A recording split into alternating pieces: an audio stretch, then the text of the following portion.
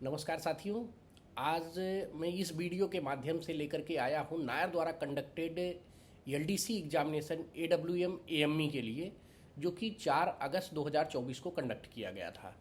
साथियों, मैं यहाँ बता दूं कि अब तक की एलडीसी, जितने भी एलडीसी और एलजीएस नायर ने कंडक्ट किया है सीबीटी का एग्ज़ाम, जैसे कि यहाँ पर देख रहे हैं आप, 2022 में नवंबर 2022 से सबसे पहले सीबीटी चालू किया है नायर ने। उसके बाद 2023 में एलजीएस का हुआ और फिर 2023 में एलजीएस का हुआ। ये दोनों एग्ज़ाम 2024 में कंडक्ट किए गए हैं। तो जिसका ये स्पेशल ड्राइव अगेंस्ट 30%, वही ये पेपर है 4/8/2024 का। इट मीन्स कि मैं जितने भी नायर ने कंडक्ट किए हैं एग्ज़ाम, इन सभी का प्रश्न पत्र का सलूशन आपको वीडियो के माध्यम से दे चुका हूँ। अब ये 4 अगस्त का जो है, इसका सलूशन देने जा रहा हूँ। मैं आपसे अपील करूंगा कि यदि आपने इस चैनल को सब्सक्राइब नहीं किया तो सब्सक्राइब जरूर कर लीजिए, जिससे बाकी भी जो आपके डिपार्टमेंटल एग्ज़ाम के लिए तैयारियां कर रहे हैं उनके लिए जो वीडियो बनाऊं वो स्वतः आपको मिलता रहे।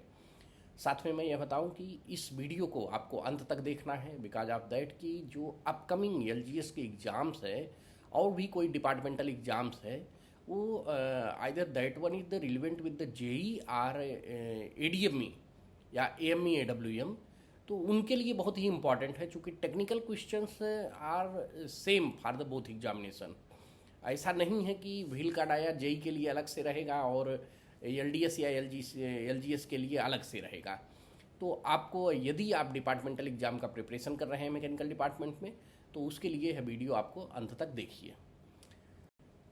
ये देखिए, CBT exam by NAIR for 30% LDC examination. 30% होता है एलडीसी के लिए और 70% होता है एलजीएस। ठीक है, ये एलडीसी मतलब लिमिटेड डिपार्टमेंटल कॉम्पिटिटिव एग्जामिनेशन और ये लिमिटेड ग्रुप सर्विसेज के लिए रहता है। तो ये जो एलजीएस, इसमें एलडीसी में जो प्रश्न किया गया है 175 प्रश्न पूछे गए हैं, जिसमें क्वालिफाइंग मार्क्स 90 है। नीड टू अटेम्प्ट 150 अटेम्प्ट करना रहता है। ड्यूरेशन 3 आवर्स का रहता है। अब इसमें क्या रहता है, पार्ट 1 या पार्टी कहें, टेक्निकल या प्रोफेशनल सब्जेक्ट्स रहता है, जिसमें 85 क्वेश्चंस पूछा जाता है और out of 85 you have to attend 80 questions. Part B में general knowledge including 15 marks of the official language, यानी राजभाषा रहता है, तो 14 और ये 15 रहता है, टोटल 55 रहता है। ठीक है, अब इसके बाद जो है, इसमें आउट ऑफ इतने 40 आपको अटेंड करने हैं। पार्ट सी में इस्टेब्लिशमेंट एंड फाइनेंशियल्स रहता है, तो पार्ट सी में यहाँ पर आपको 35 क्वेश्चंस रहेगा, 30 का अटेम्प्ट करना रहेगा। करेक्ट मार्क्स के लिए 1 रहता है, नंबर मिलता है, और इनकरेक्ट आंसर के लिए आपको 1/3 डिडक्ट हो जाता है। बट एलजीएस का इसके पहले के वीडियोज़ में मैं बता चुका हूँ, एलजीएस में अलग रहेगा। आपको टोटल 110 क्वेश्चन पूछा जाएगा एलजीएस में। यहाँ पर बता देता हूँ फिर भी, चूँकि आगे आपको एलजीएस के एग्ज़ाम देने हैं, तो 110 में आपको 100 अटेम्प्ट करने रहेंगे। 100 अटेम्प्ट करने रहेंगे। 10 क्वेश्चंस जो है आपका रहेगा राजभाषा का, और जिसमें निगेटिव मार्किंग नहीं है। तो ये बेस्ट पार्ट रहेगा। आपको इस वीडियो में जो मैं क्वेश्चंस बताऊंगा, दैट विल बी आंसर जो होगा वो आप समझ लीजिए कि जो लेटेस्ट मैनुअल्स है या सर्कुलर्स है उस पर आधारित होगा। इसलिए आपको कहीं भी क्लेम करना हो तो आप उसको क्लेम कर सकते हैं। साथ में जो नायर ने ऑप्शंस दिया है आंसर, और जो हमारा आंसर है ऑथेंटिक आंसर जो मैं बताऊंगा, उसको भी कंपेयर करूंगा जहां पर ज़रूरत है, और आवश्यकता अनुसार आपको आगामी परीक्षाओं के लिए बीच बीच में मैं टिप्स देता रहूँगा। इसलिए आपको यह वीडियो पूरा देखना है। चलिए लेट्स से स्टार्ट करते हैं हम। पार्ट 1, पार्ट ए में क्या है, देखिए सबसे पहला है नॉर्मलाइजिंग हीट ट्रीटमेंट इन स्टील प्रोड्यूसेस। तो आपको ये जानना है कि हीट ट्रीटमेंट प्रोसेस जो होता है, ये आपके हीटिंग एंड कूलिंग इस तरह का प्रोसेस होता है। इसमें क्या करते हैं कि स्टील के जो मैकेनिकल प्रॉपर्टीज होते हैं, केमिकल प्रॉपर्टीज होते हैं, इनमें चेंज करने के लिए हमको ये करना रहता है हीट ट्रीटमेंट। तो आप ये जानिए, हीट ट्रीटमेंट हार्डनिंग, टेम्परिंग,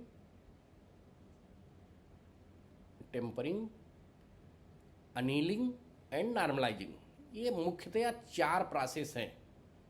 ये मुख्य है, बाकी बहुत सारे और भी हैं, साइनाइडिंग वगैरह है, केस हार्डनिंग है, बट यहाँ पर ये पूछ रहा है नॉर्मलाइजिंग के बारे में कि नॉर्मलाइजिंग करते हैं। तो ये 4 हीट ट्रीटमेंट के मुख्य प्रोसेस हैं। अब इसमें नॉर्मलाइजिंग में पूछ रहा है कि क्या करते हैं हीट ट्रीटमेंट में। तो नॉर्मलाइजिंग क्या होता है, देखिए लोअर क्रिटिकल टेम्परेचर जो रहता है, लोअर क्रिटिकल टेम्परेचर जो कि मोस्टली 723 डिग्री सेंटीग्रेड होता है, इससे करीब 40 से 50 डिग्री एबव अगर करके स्लो कूलिंग करते हैं तो उसे हम नॉर्मलाइजिंग प्रोसेस कहते हैं। तो इसमें क्या होता है, फाइन ग्रेन्ड परलाइट मिलता है। तो ये option number 4 is the correct answer. Lower bainite और मार्टेनसाइट क्या करते हैं कि जब ऑस्टेनाइट को हम स्लोली कूल करते हैं तो उसमें फाइन ग्रेन्ड परलाइट मिलता है, लेकिन अगर मीडियम कूलिंग करते हैं तो हमारा बेनाइट मिलता है, और अगर रैपिड कूलिंग करते हैं तो मार्टेनसाइट मिलता है। तो यहाँ पर हमने ये बताया कि इसमें जो है ये तीनों कंडीशंस आपके नहीं हैं, बल्कि आपका फाइन ग्रेन्ड परलाइट है। आगे देखिए, the type of oxy acetylene flame used for cutting of the mild steel. तो देखिए इसमें क्या दिया है, reducing flame, oxidising flame, neutral flame and none of the given choice is the correct है।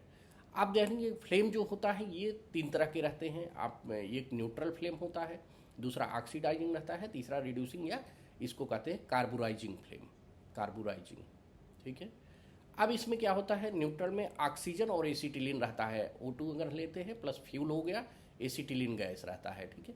तो ये क्या है कि 1:1 का अगर रेशियो है तो इसे हम न्यूट्रल फ्लेम कहेंगे। ऑक्सीडाइजिंग में ऑक्सीजन ज़्यादा हो जाता है, ग्रेटर ऑक्सीजन रहता है, यानी ऑक्सीजन क्या हो जाएगा, करीब समझ लीजिए 1.2 से 1.5 का रेशियो हो जाता है, और कार्बोराइजिंग में लेस देन 1 हो जाता है, यानी करीब 0.7 से 0.9 के बीच में आपका ऑक्सीजन रहे। तो यानी ऑक्सीजन ज़्यादा है, ऑक्सीजन का ratio, then that will be called oxidising. Oxygen का रेशियो कम है तो कार्बोराइजिंग, और ऑक्सीजन और एसिटिलीन दोनों इक्वल है 1:1 के रेशियो में, तो that will be called neutral flame. वैसे मैं बता दूं कि जो आपका नायर ने क्वेश्चन पैटर्न्स बनाए हैं ये बहुत ही बैलेंसिंग बनाते हैं, और ये आप जितने पहले के वीडियोस देखेंगे और इस वीडियो को देखेंगे तो आपको लगेगा कि किस किस टॉपिक से संबंधित प्रश्न पूछे जाते हैं। तो जैसे आपका मैंने बताया कि मैं आपको टिप्स भी बताता जाऊँगा, तो आप ये देख लीजिए यहाँ पर ये हो गया कि आपके हीट ट्रीटमेंट से एक प्रश्न आ सकता है, दूसरे उसके फ्लेम से संबंधित रहते हैं। तो यहाँ पर जो करेक्ट आंसर होगा आपका न्यूट्रल फ्लेम जो होता है, ये माइल्ड कटिंग करने के लिए, माइल्ड स्टील के कटिंग के लिए ये बहुत ही आवश्यक रहता है। तो न्यूट्रल फ्लेम द्वारा कटिंग किया जाता है। अगला देखिए प्रश्न है, in which incentive scheme workers are classified as direct worker and indirect worker. देखिए इंसेंटिव स्कीम 2 तरह के होते हैं, एक तो CLW पैटर्न माना जाता है और दूसरा तिरुपति या GIS कहते हैं। तो यहाँ पर एक्सप्लेन कर दूँ कि CLW पैटर्न में आपके direct worker, essential indirect worker और इनडायरेक्ट वर्कर 3 होते हैं। तो यहाँ पर 2 ही पूछा है, direct worker and indirect worker. तो ये आपको पता चल गया कि ये आपके CLW पैटर्न में होते हैं, चितरंजन पैटर्न इंटेंसिव स्कीम। तो आपका option number 1 is the correct answer. अब इसमें क्या ये भी जान लेना है कि आपका डायरेक्ट वर्कर को 100%, आप ये देख लीजिए, डायरेक्ट वर्कर को कई बार ऐसे पूछ लेता है कि कितना परसेंट मिलता है, तो 100%। इसेंशियल इनडायरेक्ट वर्कर जो रहते हैं इनको जो है 80%, और जो यहाँ पर इनडायरेक्ट वर्कर बोला है इनको कोई भी इंसेंटिव नहीं मिलता है। ठीक है। तो ये आपका एक्सप्लेनेशन हो गया। अब आपको इंसेंटिव से संबंधित ये एक प्रश्न आपका तैयार हो गया। विच of the following is not true about the group incentive scheme. देखिए वहाँ पर CLW के बारे में पूछा, अब यहाँ पर आपको ग्रुप इंसेंटिव स्कीम को जान लेना है। इंसेंटिव ऑफ वर्क कंटेंट, अब यहाँ पूछ रहा है नॉट ट्रू, कौन सा सत्य नहीं है। तो यहाँ पर आपको जानना है irrespective of work content of each type of the stock unit of account is SPU। अब क्या होता है, GIS जो रहता है इसको रहता है प्रोडक्शन ग्रुप। ठीक है, प्रोडक्शन ग्रुप आप इसको लिखते जाइएगा, प्रोडक्शन ग्रुप और सपोर्ट ग्रुप, सपोर्ट ग्रुप और सपोर्ट टीम, इन 3 में इसको बांटा जाता है। ठीक है। तो यहाँ पर 100% मिलता है आपको। सपोर्ट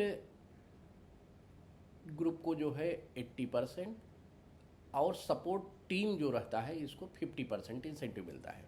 जैसे आपने CLW में देखा कि वहाँ डायरेक्ट वर्कर, इसेंशियल इनडायरेक्ट और इनडायरेक्ट थे, तो यहाँ पर इस तरह के टीम रहते हैं, प्रोडक्शन ग्रुप रहता है, सपोर्ट ग्रुप रहता है और सपोर्ट टीम रहता है। अब इसमें एसपीयू क्या हो गया, एसपीयू का मतलब ये हो गया standard production unit, standard production unit. तो ये इसी के अकॉर्डिंग होता है। SC and SSC in shop get 15% incentive bonus on their basic pay which is not linked to bonus earned by their shop. देखिए ये यहाँ पर गलत है, चूंकि वो लिंक्ड होता है, ये नॉट लिंक्ड रहता है सीएलडब्ल्यू में, बट जीआईएस में लिंक्ड होता है। यानी अगर 15% से कम मिलेगा साप को तो उसी के प्रपोर्शनेट में एससी और एसएससी का 15% इंसेंटिव जो है वो कम हो जाएगा। तो this one is the not true. अब अगला भी पढ़ तो लीजिए कि unless there is a physical dispatch of outturn there is no incentive earning. Yes, physical dispatch होना जरूरी है, ये दोनों कंडीशन में है। ठीक है, अगला प्रश्न देखिए, as per factory act 1948 how much can be maximum weekly duty hours. तो maximum weekly duty hours for the adult, adult मतलब मोर देन एबव 18 ईयर्स, तो इनके लिए 48 आवर्स दिया गया है फैक्ट्री एक्ट 1948 में। तो कभी कभी प्रश्न पूछ लेता है कि फैक्ट्री एक्ट कब था लागू, तो 1948 में। यहाँ पर पूछ लिया है वीकली आवर्स कब तक करना है, तो 48 hours. Formula used to convert actual time to normalising time, actual time to normalising time, this one is the also relevant with the incentive scheme. जो आपका सीएलडब्ल्यू और जीआईएस जो पैटर्न अपनाते हैं, इंसेंटिव स्कीम है, उसी से देखिए 3 प्रश्न हो गया। अब इसमें क्या करते हैं कि जो नॉर्मलाइजिंग टाइम लेते हैं, ये actual time into observe rating divided by 80। 80 मतलब क्या है, इंसेंटिव रेटिंग है, 80 मतलब इंसेंटिव रेटिंग। तो यही इसका एक्चुअल रहता है टाइमिंग। 70, 100 ये तो है नहीं, तो option number 1 is the correct answer. तो राइट आंसर क्या हो गया, normalising timing is equal to actual time into observe rating divided by 80। 80 को इंसेंटिव रेटिंग ही कहते हैं।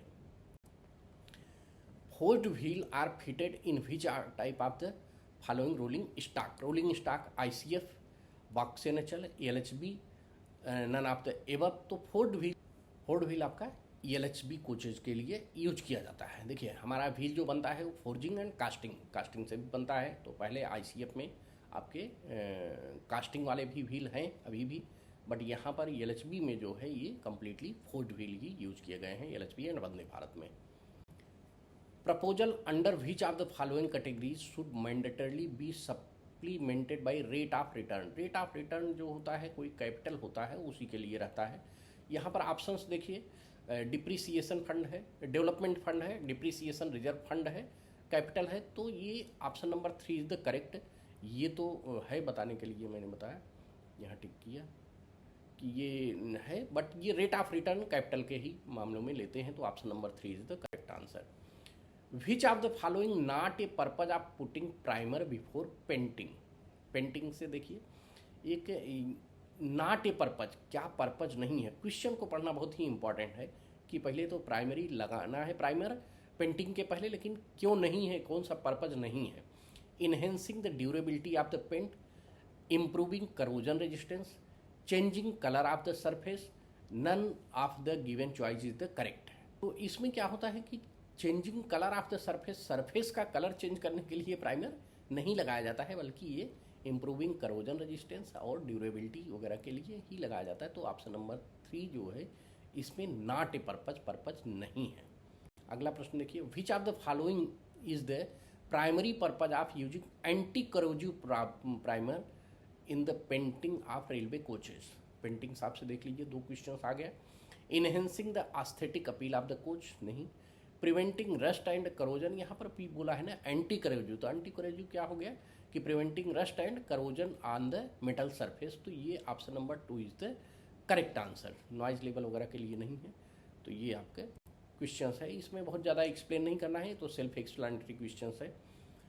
Which of the following statement correctly compared alkyd paint and PU paint, polyurethane paint. क्या होता है, alkyd paint has better chemical and abrasion resistance compare to PU paint. अगला क्या है आंसर, PU paint offer superior durability and resistance to weather compare to the alkyd paint. तो यही इसका करेक्ट आंसर है।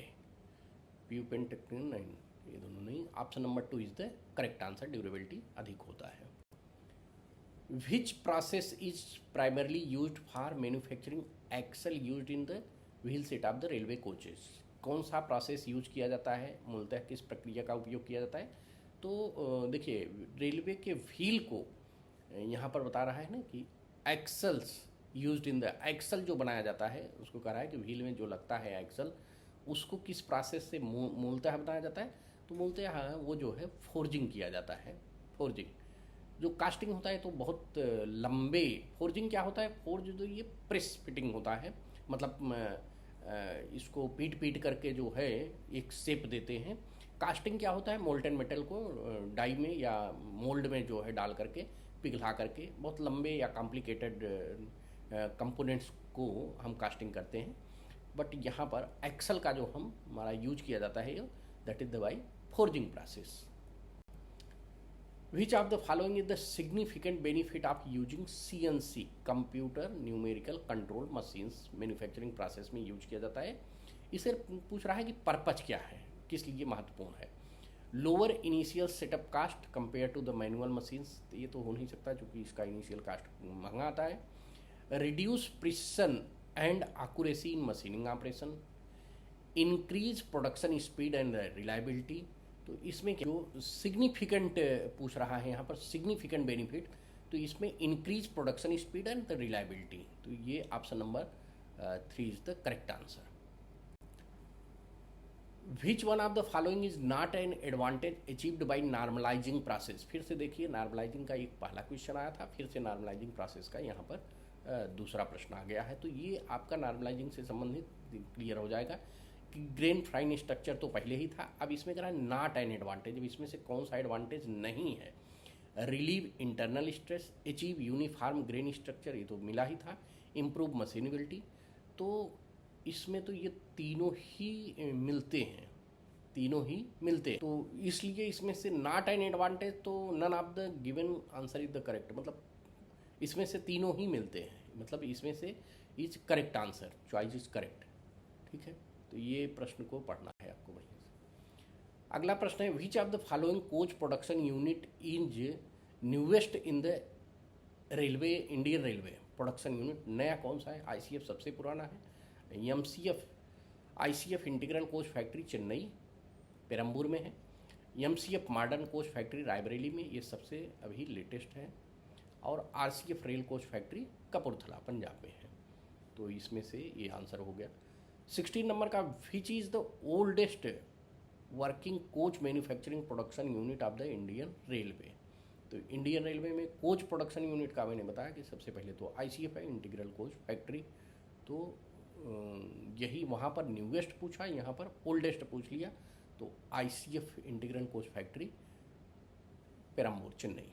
अगला देखते हैं, which of the following welding techniques use non consumable electrodes? देखिए, दो तरह से इलेक्ट्रोड यूज किया जाता है, एक कंज्यूमेबल इलेक्ट्रोड्स जिसमें कंज्यूम कर लिया जाता है, और एक नॉन कंज्यूमेबल। तो non consumable tungsten inert gas welding जो करते हैं, टीआईजी, इसमें हम करते हैं। ये एमआईजी और मैग में कंज्यूमेबल होता है। तो आपका दो तरह से यहाँ पर प्रश्न तैयार हो गया, नॉन कंज्यूमेबल टिक वेल्डिंग और कंज्यूमेबल मिग एंड मैग रहता है, और भी बहुत सारे हैं, बट टिक को आपको याद रखना है, non consumable. As per provision of the Indian railway rolling stock code, ठीक है, which of the following cost is not a part of prime cost? Prime cost मतलब क्या होता है? जो भी प्रोडक्शन हम करते हैं उसका जो मुख्य उसका कास्ट है उसमें प्राइम कास्ट कहते हैं। तो प्राइम कास्ट में हम डायरेक्ट लेबर कास्ट और डायरेक्ट मटेरियल कास्ट ये दो ऐड कर देते हैं प्लस। बट ऑन कास्ट जो होता है, ये ओवरहेड कास्ट जो होता है, इसी को हम नहीं प्राइम कास्ट में लेते हैं। तो इस तरह से इसका हो गया कि option number 3 is the correct answer. What is the full form of roams portal? Roams क्या है? क्रिस, क्रिस का नाम अगर आपने सुना होगा, या आप ये जान लीजिए कि इसका भी centre for railway information system. अब ये क्रिस का हेडक्वार्टर जो है दिल्ली में है। वहाँ से क्रिस बहुत सारे ऐप्स डेवलप किया है, जिसमें से या पोर्टल कह लें, जिसमें से रोम्स है। तो रोम्स है रोलिंग असेट मैनेजमेंट सिस्टम। तो रोलिंग असेट मैनेजमेंट सिस्टम में क्या है? जैसे सीएमएम है, तो सीएमएम क्या है? Coach maintenance monitoring management, coach maintenance management.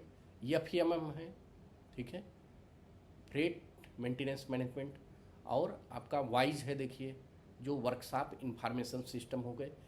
These portals are developed by the CRIS, तो ये सभी क्रिस के हैं। तो उसी में है रोम्स। अभी जैसे कई बार पूछ लेता है COIS क्या है, कोच ऑपरेटिंग इंफॉर्मेशन सिस्टम, या FOIS क्या है, FOIS freight operation information system, IEPS होता है आपका। ये सब के फुल फॉर्म पूछे जाते हैं। इंटीग्रेटेड जो है आपका ये जो पोर्टल है इसका प्रोक्योरमेंट सिस्टम का, IREPS, Indian railway electronic procurement system जो है, तो IPAS रहता है, इंटीग्रेटेड पेरोल का है। तो ये सब आपको याद करने हैं। तो इसमें आपका ये है रोलिंग असेट मैनेजमेंट सिस्टम, तो इसको आपको सबको ध्यान में देना है। इसमें आपका जो एम्स था वो भी IPAS करके integrated payroll and accounting system आता है। तो इस तरह से जो क्रिस के पोर्टल्स एंड ऐप्स हैं आपको ध्यान में रखने हैं, याद करने हैं।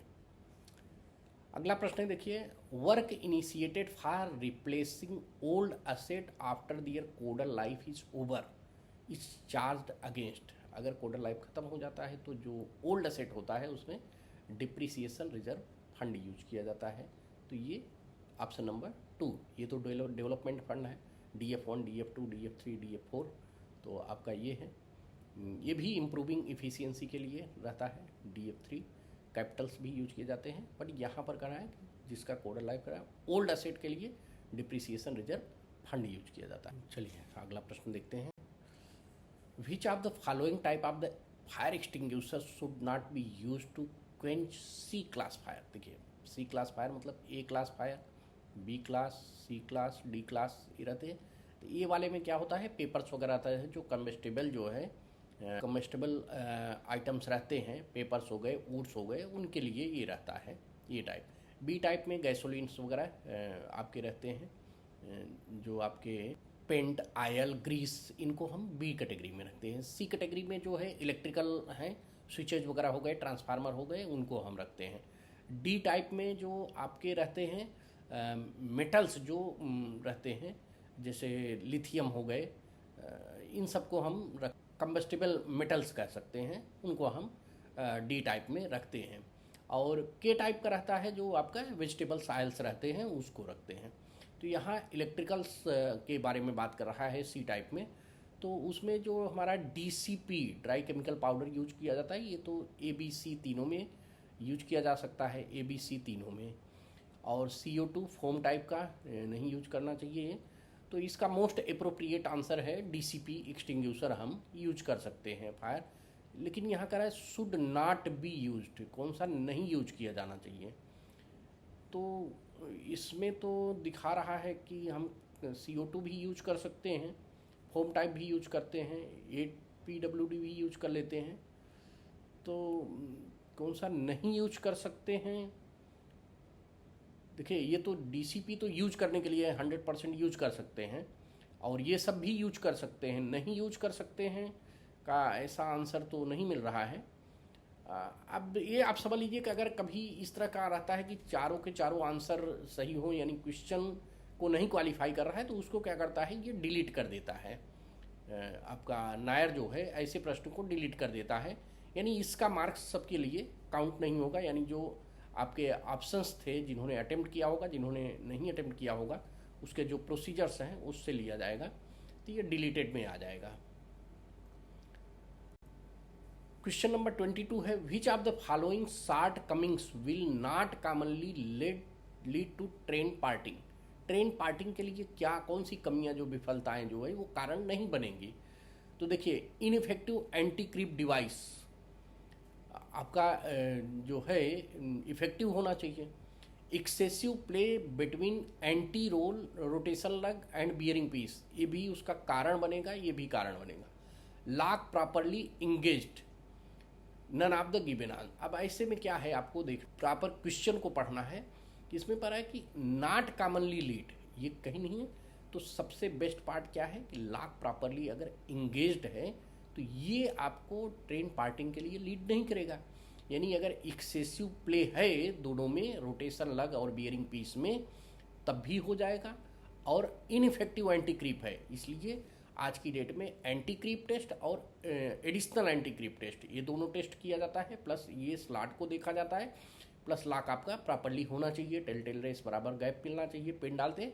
तो ये सब ट्रेन पार्टिंग नहीं होने का, लेकिन ये जो है कह रहा है कि ट्रेन पार्टिंग नहीं होने का ये कारण नहीं है, बल्कि ये दोनों कारण जो है ट्रेन पार्टिंग होने का कारण है। What is the service codal life in years of non AC LHB and non AC ICF? Non AC तो समझ लीजिए कि ये कन्फ्यूज करने के लिए है, बल्कि LHB और ICF रहता है। तो LHB का जो है 35 ईयर्स है और ICF का 25 ईयर्स। तो यहाँ पर option number 2 is the correct answer. अब देखिए, पहले जो प्रीवियस मैनुअल्स था उसमें LHB के लिए दे दिया था स्टेनलेस स्टील, लेकिन जो अभी 4th करेक्शन स्लिप लेटेस्ट आया है उसमें क्लियरली मेंशन कर दिया है 35 ईयर्स फॉर द LHB और ICF का 25 ईयर्स। तो ये आपका कोडल लाइफ होता है।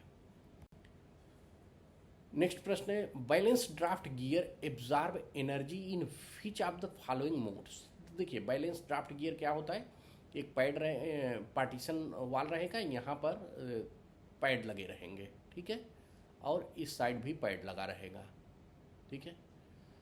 अब इसको चाहे ड्राफ्ट मोड में खींचिए चाहे बफिंग मोड में करिए, तो जिस समय आप करते हैं तो ड्राफ्ट मोड में खींचते हैं तो ये दोनों पर कम प्रेशर आता है, ये दोनों रिलैक्स रहते हैं। बफिंग मोड आता है तो इस पर प्रेशर आता है, ये रिलैक्स रहता है। तो यानी ये दोनों कंडीशन में काम करेगा। तो अब देखिए क्या है, कह रहा है कि ये draw mode only, buffing mode only, both, ये both draw and buffing mode दोनों कंडीशन में बैलेंस ड्राफ्ट गियर काम करता है, इसलिए इसका नाम ही है balance draft gear. Which of the following gauges are not use in inspection of the coach coupler in LHB coaches? यानी जो LHB कोचिंग में जो CBC लगा है उसमें मेजर करने के लिए कौन सा जो है इसमें नहीं है, यहाँ का है not used. Tyre defect gauge, alignment wing limit gauge, guard arm and distortion gauge, contour maintenance. तो ये तीनों जो है CBC गेज हैं। और टायर डिफेक्ट गेज जो है टायर के लिए रहता है, तो यही नहीं यूज होगा। यहाँ आप क्वेश्चन पूछ रहा है नॉट यूज, तो option number 1 is the correct answer. अगला देखिए, if earn kilometre run is below the stipulated limit, ठीक है, what is the periodicity month of the SS3 schedule in LHB coaches? तो आपको मैं बता दूं, यहाँ पर आपके और प्रश्न तैयार हो जाए। SS1 आपका होता है 6 लाख किलोमीटर या 18 मंथ या 6 lakh kilometre which ever is earlier. अब SS2 जो होता है ये 36 मंथ या 12 lakh kilometre which ever is earlier, ये 36 मंथ हो गया। 3 जो होता है ये होता है 72 मंथ या 24 lakh kilometre which ever is earlier. तो यहाँ पर पूछ रहा है SS2, तो SS2 36 मंथ हो गया। तो ये हो गया आपका SS1 और ये हो गया 3, ठीक। In ICF coaches the distance between two wheel flange on the same axle should be. अब ये ICF कोच का पूछा है, तो यानी व्हील फ्लेंज पूछ रहा है, यानी अगर दो आपका व्हील है एक्सल में, तो ये कह रहा है कि इनर टू इनर ये डिस्टेंस पूछ रहा है, तो that this is called wheel gauge. तो व्हील गेज कितना रहता है 1600 + 2 - 1, 1600 + 2 - 1, तो option number 1 is the correct answer. But it is not only for the ICF coaches, this is also for the LHB and wagon, सबके लिए है, ठीक है। व्हील गेज जो है 1600 + 2 - 1, ये आपका LHB वैगन एंड ICF के लिए। In WSP system of the LHB coaches, the speed sensor scan which of the following to get indication of the coach? Speed के लिए क्या होता है, WSP व्हील स्लाइड प्रोटेक्शन लगा होता है, उसके 5 कंपोनेंट्स रहते हैं। फोनिक व्हील रहता है, स्पीड सेंसर रहता है, माइक्रो प्रोसेसर रहता है, ठीक है, और रहता है डंप वाल्व लगा रहता है, डंप वाल्व DV कर देते हैं, डंप वाला, और प्रेशर स्विच। तो प्रेशर स्विच का तो काम एक ही रहता है, केवल WSP को एक्टिव करना।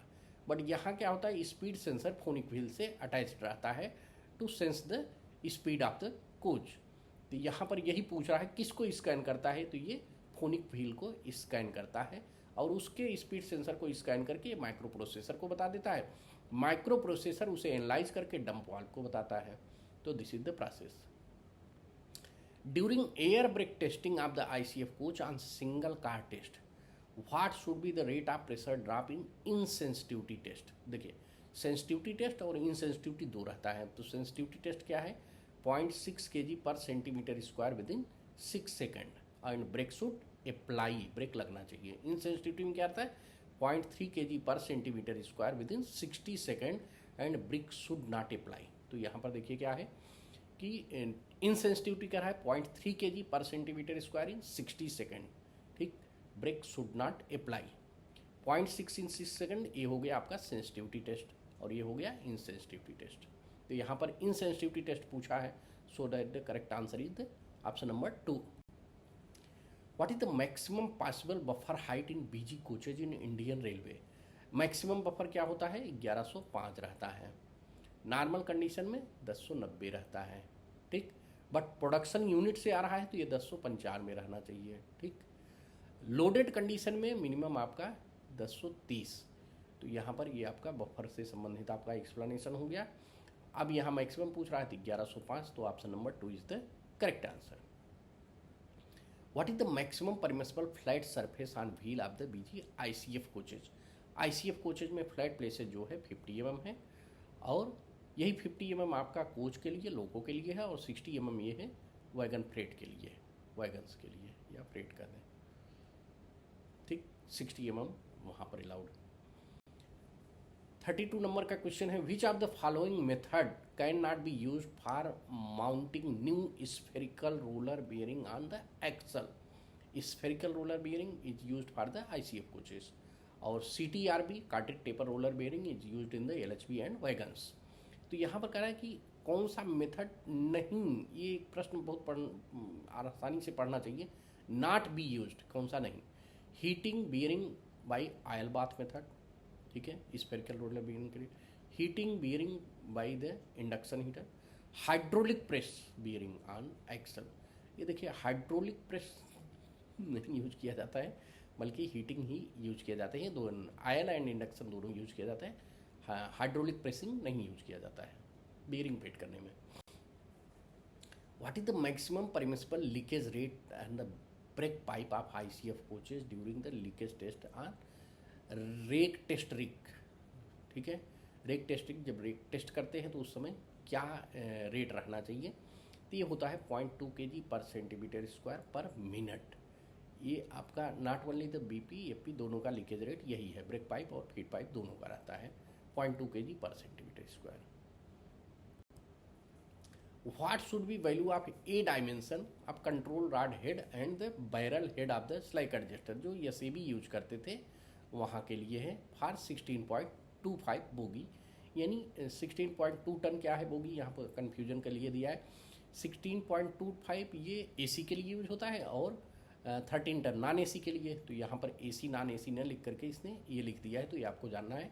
22 + 2 - 0 यूज किया जाता है और तो option number 1 is the correct answer हो गया। अगर 13 टन होता तो 16 + 2 - 0 होता है।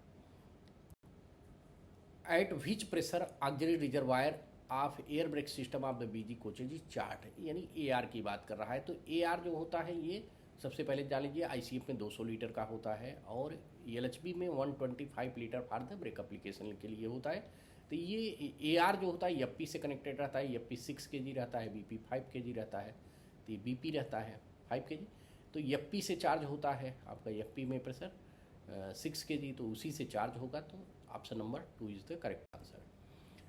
How much is length of AC 2 tier LHB coach over CBC। CBC to CBC, अब चाहे AC 2 टायर हो या AC 3 टायर हो, सबके लिए जो है ये 24,000 mm है। बफर टू बफर की बात करें, अगर बॉडी टू बॉडी बोल लेता तो ये 23,540 हो जाता है, ये बॉडी टू बॉडी हो जाता है। तो आपका 2 आंसर तैयार हो गया यहाँ पर, ठीक है। At which stage of suspension system of the LHB coach is air spring used, किस स्टेज में, यानी प्राइमरी सस्पेंशन होता है, सेकेंडरी सस्पेंशन होता है। तो जो एयर स्प्रिंग यूज होता है this is used for the secondary suspension, ठीक। What is the air pressure in kg % with feed pipe of the ICF coaches. ICF coaches में बताया पहले ही कि 6 kg का प्रेशर होता है फीड पाइप में और ब्रेक पाइप में kg का होता है। This is well known and very common questions. Which one of the following instruments has lowest least count of the measurement. Least count का मतलब होता है कि मिनिमम वो कितना मेजर कर सकता है अक्यूरेटली। तो यहाँ पर कह रहा है कि जो इसमें दिया गया है इसमें सबसे लोवेस्ट लीस्ट काउंट किसका होता है, तो मीटर स्केल का तो 1 mm होता है, वर्नियर कैलिपर्स का 0.1 होता है, इसका स्क्रू गेज का 0.01। तो सबसे लीस्ट लोवेस्ट जो है इसका होता है, मतलब वेरी प्रिसन, बहुत ही सूक्ष्म चीज़ें भी इससे नाप सकते हैं, तो स्क्रू गेज हो गया करेक्ट आंसर। अगला प्रश्न देखिए, which one of the following denotes LHP AC chair car executive class. AC chair car executive, तो LHP है तो सबसे पहले तो यल हो गया, ठीक है। अब इसमें ये जान लेना कि एग्जीक्यूटिव क्लास को हम फर्स्ट क्लास ही बोलते हैं, तो यफ रहना चाहिए। जेड तो आपका चेयर क्लास है, तो यहाँ पर देखिए कि ये यफ है, तो LWEGF AC को हम LHP AC chair car executive class कहते हैं। Competent authority for approving pre mature condemnation of accident damaged wagon. देखिए प्री मेच्योर्ड एक्सीडेंट डैमेज्ड है तो फिर आपका PCME with finance conference, without finance conference, senior ME. ये देखिए PCME विदाउट फाइनेंस कॉन्फ्रेंस भी चूंकि एक्सीडेंट में इन्वॉल्व है तो ये कर सकते हैं। इसका करेक्ट आंसर हो गया आपका PCME 41। Departmental wagons are normally used up to an age limit of how many years on condition basis. तो डिपार्टमेंटल जो रहते हैं कोचेज जैसे RA वगैरह है, ये 40 ईयर्स के लिए होते हैं, तो इनका कोडर लाइफ 40 साल है। Second and subsequent POH of BOXN HL wagon should be carried out after how many years. इसका पूछा है, ये जो आपका लेटेस्ट जो मैनुअल आया है वैगन का, उसके अकॉर्डिंग सेकेंड एंड सब्सिक्वेंट जो है 4.5 ईयर्स में होता है, 4.5 साल में ओपन वैगन का। और अगर मोस्टली ऐसा कंफर्म नहीं रहता है सभी के लिए, बट ओपन वैगन जनरली ये 4.5 साल के लिए रहता है, जो कि अगर कवर्ड वैगन रहता है तो 6 ईयर्स रहता है POH। याद करने के लिए है, कंफर्म नहीं, आपको पूरा देखना है, सभी को याद करना पड़ेगा। Permissible maximum design speed of the RDSO instructions for BOXN HL wagon in empty condition. Empty condition के लिए बॉक्सियन HL 100 kmph के लिए अलाउड किया गया है, तो ये आपका 100 kmph जो आपका लेटेस्ट मैनुअल है। अगला देखिए आपका है the originating brake power of the air brake goods train running in closed circuit rake.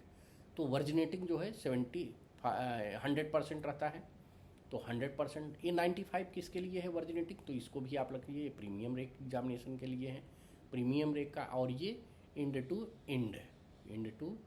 End के लिए 90%। तो ये कई बार पूछता है कि वर्जिनेटिंग ब्रेक जो पावर है ये इंड टू इंड के लिए 90, और आपका प्रीमियम रेक के लिए 95, और CC रेक के लिए 100% होता है। और कभी कभी आपसे एग्जाम में पूछता है इसका BPC का कलर कोड, तो ये वाइट रहता है, ये ग्रीन रहता है, और ये येलो रहता है, ठीक, CC रेक का।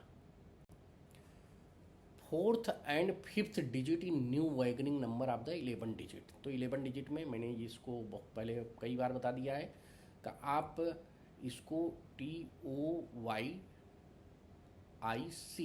ट्वाइस याद रखिए। अब इसमें क्या कर लीजिए कि जो 11 डिजिट है इनको डिस्ट्रीब्यूट किया गया है, first 2 digit, second 2 digit, third 2 digit, और उसके बाद 4 डिजिट, और उसके बाद 1 डिजिट। अब आपको याद करने में आ जाएगा, first 2 digit type of wagon हो गया, सेकंड 2 डिजिट यानी थर्ड और fourth digit owning of railway, तो जो कि यहाँ पर पूछा है। उसके बाद का 2 डिजिट यानी फोर्थ एंड फिफ्थ जो पूछा है वो ईयर ऑफ मैन्युफैक्चरिंग। तो देखिए पहला दूसरा हो गया, तीसरा चौथा, और चौथा पांचवा। तो यहाँ पर चौथा पांचवा देखिए, पहला दूसरा, दूसरा तीसरा, चौथा पाँच। साथियों यहाँ थोड़ा सा ये कन्फ्यूजिंग कर दिया है, देखिए बहुत ध्यान से पढ़िए। फोर्थ एंड फिफ्थ पूछा है, जबकि फर्स्ट 2 यानी पहला दूसरा, सेकंड 2, तीसरा चौथा, और पांचवा छठवां होना चाहिए, फिफ्थ एंड सिक्स्थ। ये आपका ईयर ऑफ मैन्युफैक्चरिंग 3, 4, ठीक है। और फर्स्ट 2 पहला दूसरा, तो ये सेंटेंस रहता है पहला। दूसरा टाइप ऑफ, आप इसको जानकारी में ले लीजिए। टाइप ऑफ वैगन हो गया, ओनिंग फॉर रेलवे हो गया, और ये हो गया ईयर ऑफ मैन्युफैक्चरिंग, ये इंडिविजुअल वैगन नंबर, ये चेक डिजिट, इसी से डिनोट करते हैं।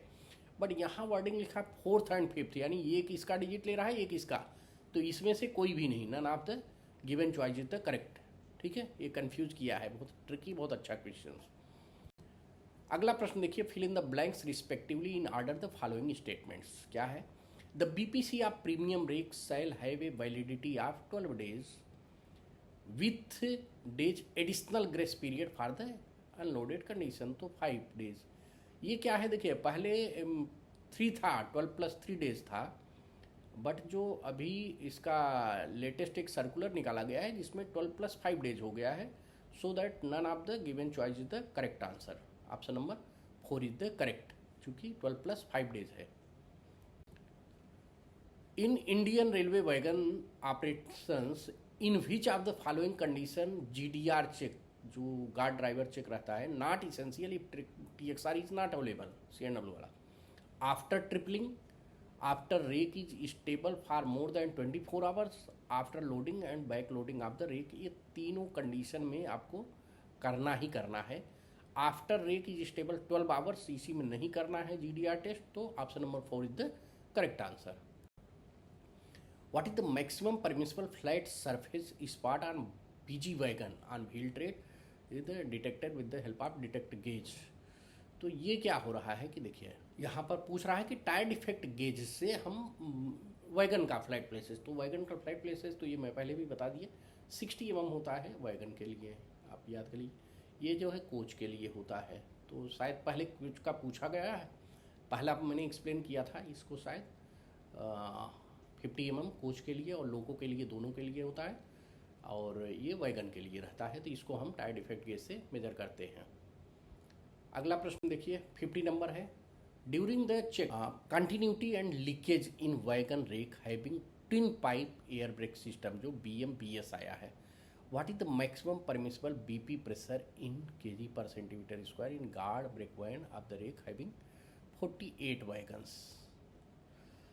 58 वैगन्स के लिए क्या है कि जो देखिए यहाँ पर क्या है, ये पूछा है 58 वैगन, तो जो इसका मैनुअल है, लेटेस्ट मैनुअल, जिसमें दिया हुआ है कि 56 वैगन तक 4.8 रहता है, अप टू 56 वैगन। ठीक है, up to 56 wagon, beyond 56 wagon 4.7। तो यहाँ पर 58 पूछा है, तो option number 2 is the correct answer. थोड़ा सा कन्फ्यूजन के लिए इसने कर दिया है twin pipe air brake system कर दिया है, तो चूंकि BP का ही पूछा है, तो ट्विन पाइप या सिंगल पाइप करने से तो लीकेज में कोई फ़र्क नहीं पड़ेगा। बट इसका क्या है कि नायर ने ऑप्शन 4.8 दिया है, बट आई डोंट थिंक कि 4.8 इज द करेक्ट। कोई ऐसा सेपरेट सर्कुलर तो नहीं मिला मुझे, लेकिन जो जुलाई 2022 का मैनुअल है वैगन में, उसमें दिया हुआ है कि बियॉन्ड 56 4.7 होता है, तो मैं तो रिकमेंड करूँगा 4.7 के लिए। एंड बहुत सारे ऐसे क्वेश्चंस होते हैं जिनको आप एकदम ना मान लीजिए कि जो नायर ने दिया है आंसर वो एकदम 100% ऑथेंटिक है। बहुत सारे ऐसे क्वेश्चंस मैंने अपने यहाँ देखे हैं जो CBT में, जिनको उसने फाइनल आंसर निकाला है बट वो गलत आंसर है, तो मैं ये समझता हूँ कि इसको भी क्लेम करना चाहिए। ठीक, अगला देखिए, आपका कोई कमेंट हो तो डिस्क्रिप्शन में ज़रूर लिखिएगा, आप फीडबैक दीजिएगा कि आपके व्यू से या कोई सर्कुलर है तो उसमें क्या आंसर हो सकता है। Number of snubber spring per bogie of the BLC wagon is, देखिए outer spring, inner spring and snubber spring, तो आपको टाइप ऑफ वैगन के अकॉर्डिंग वो याद करना पड़ेगा। मैं जनरल कंडीशन में बता दूं कि आउटर जो है सभी में 14 है, और स्नबर स्प्रिंग जो है ये 4 है, इनर स्प्रिंग बहुत सारे में डिफरेंस है, तो ये अलग अलग देख लीजिएगा। आउटर भी बहुत सारे में डिफरेंस है, बट मोस्टली ये मैं बता रहा हूँ ज़्यादातर वैगन्स में ये मिलेगा कि आउटर 14 है और स्नबर 4 है, तो यहाँ पर option number 2 is the correct answer. Snubber spring के बारे में पूछा है 4। 52 during air brake testing of wagon rake having twin pipe air brake system, फिर यहाँ BMBS की बात किया है, what is the maximum permissible leakage rate in the brake pipe pressure test rake. Wagon में क्या है देखिए, मैंने अभी जस्ट यही रेक टेस्ट रेक के लिए पीछे पूछा था, कोच के लिए तो 0.2 था, बट वैगन में 0.25 होता है, तो 0.25 kg पर सेंटीमीटर स्क्वायर पर मिनट। ठीक है, बी वेरी क्लियर। और सेम यहाँ पर है, ये कोच के लिए है, ये वैगन के लिए है, तो यहाँ वैगन का पूछ लिया।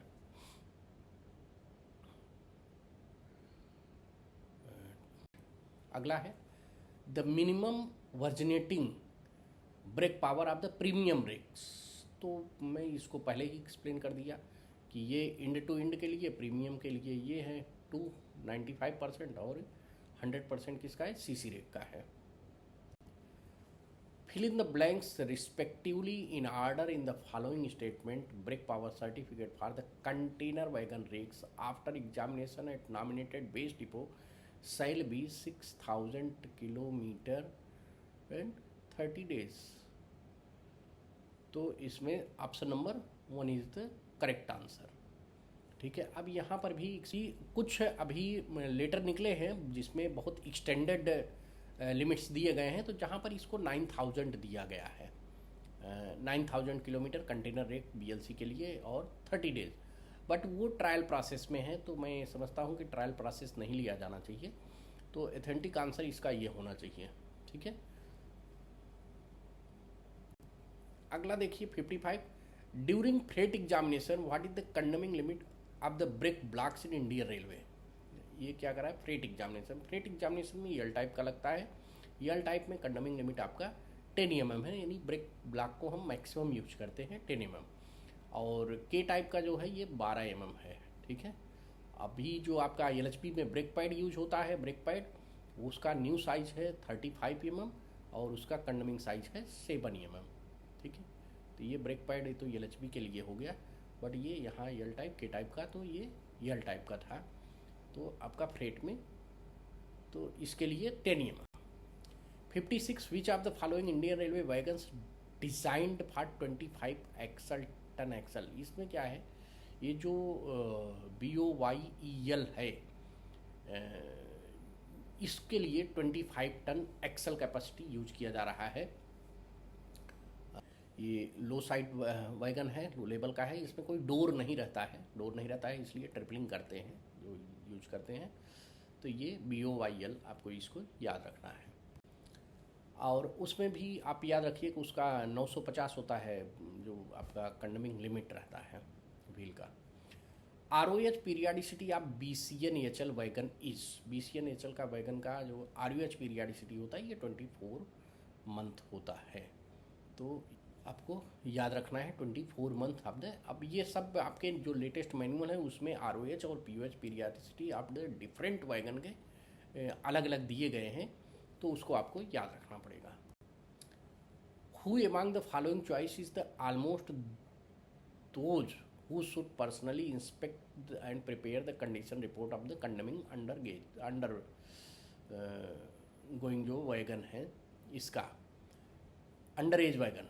तो अंडर एज वैगन के लिए डिप्टी CME या सीनियर DME या WM इंस्पेक्शंस जो रहते हैं, एथराइड रहते हैं, उसके लिए इनको पर्सनली विजिट करके कंडीशन रिपोर्ट प्रिपेयर करके PCME या CRC के पास अप्रूवल के लिए भेजना होता है, तो ये deputy CME and senior DME दिया गया है अंडर एज वैगन के लिए।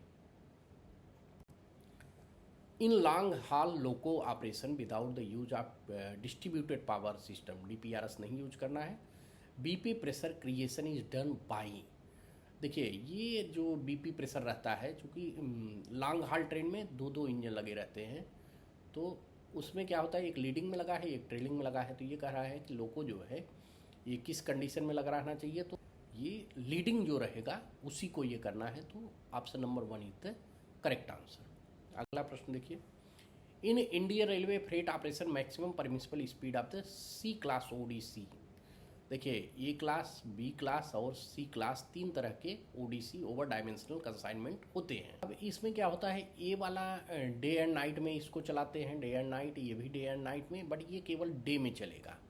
ठीक है, और इसको चलाने के लिए CRS की परमिशन लेनी पड़ती है। ये 25 kmph तक, तो इसका option number 1 is the correct answer. B वाला जो है वो 40 kmph और ए वाला जो है आपका सेक्शनल स्पीड में चलेगा। ठीक है, तो यहाँ पर ए बी सी को मैंने एक्सप्लेन कर दिया कि क्या है। सी केवल डे में चलेगा और CRS के परमिशन से, कमिश्नर ऑफ रेलवे सेफ्टी की परमिशन से। 61 diameter of the new wheel and कंडमिंग size of the wheel in BDG 4G। BDG 4G का क्या रहता है इसमें 10 आपका 92 और 1016,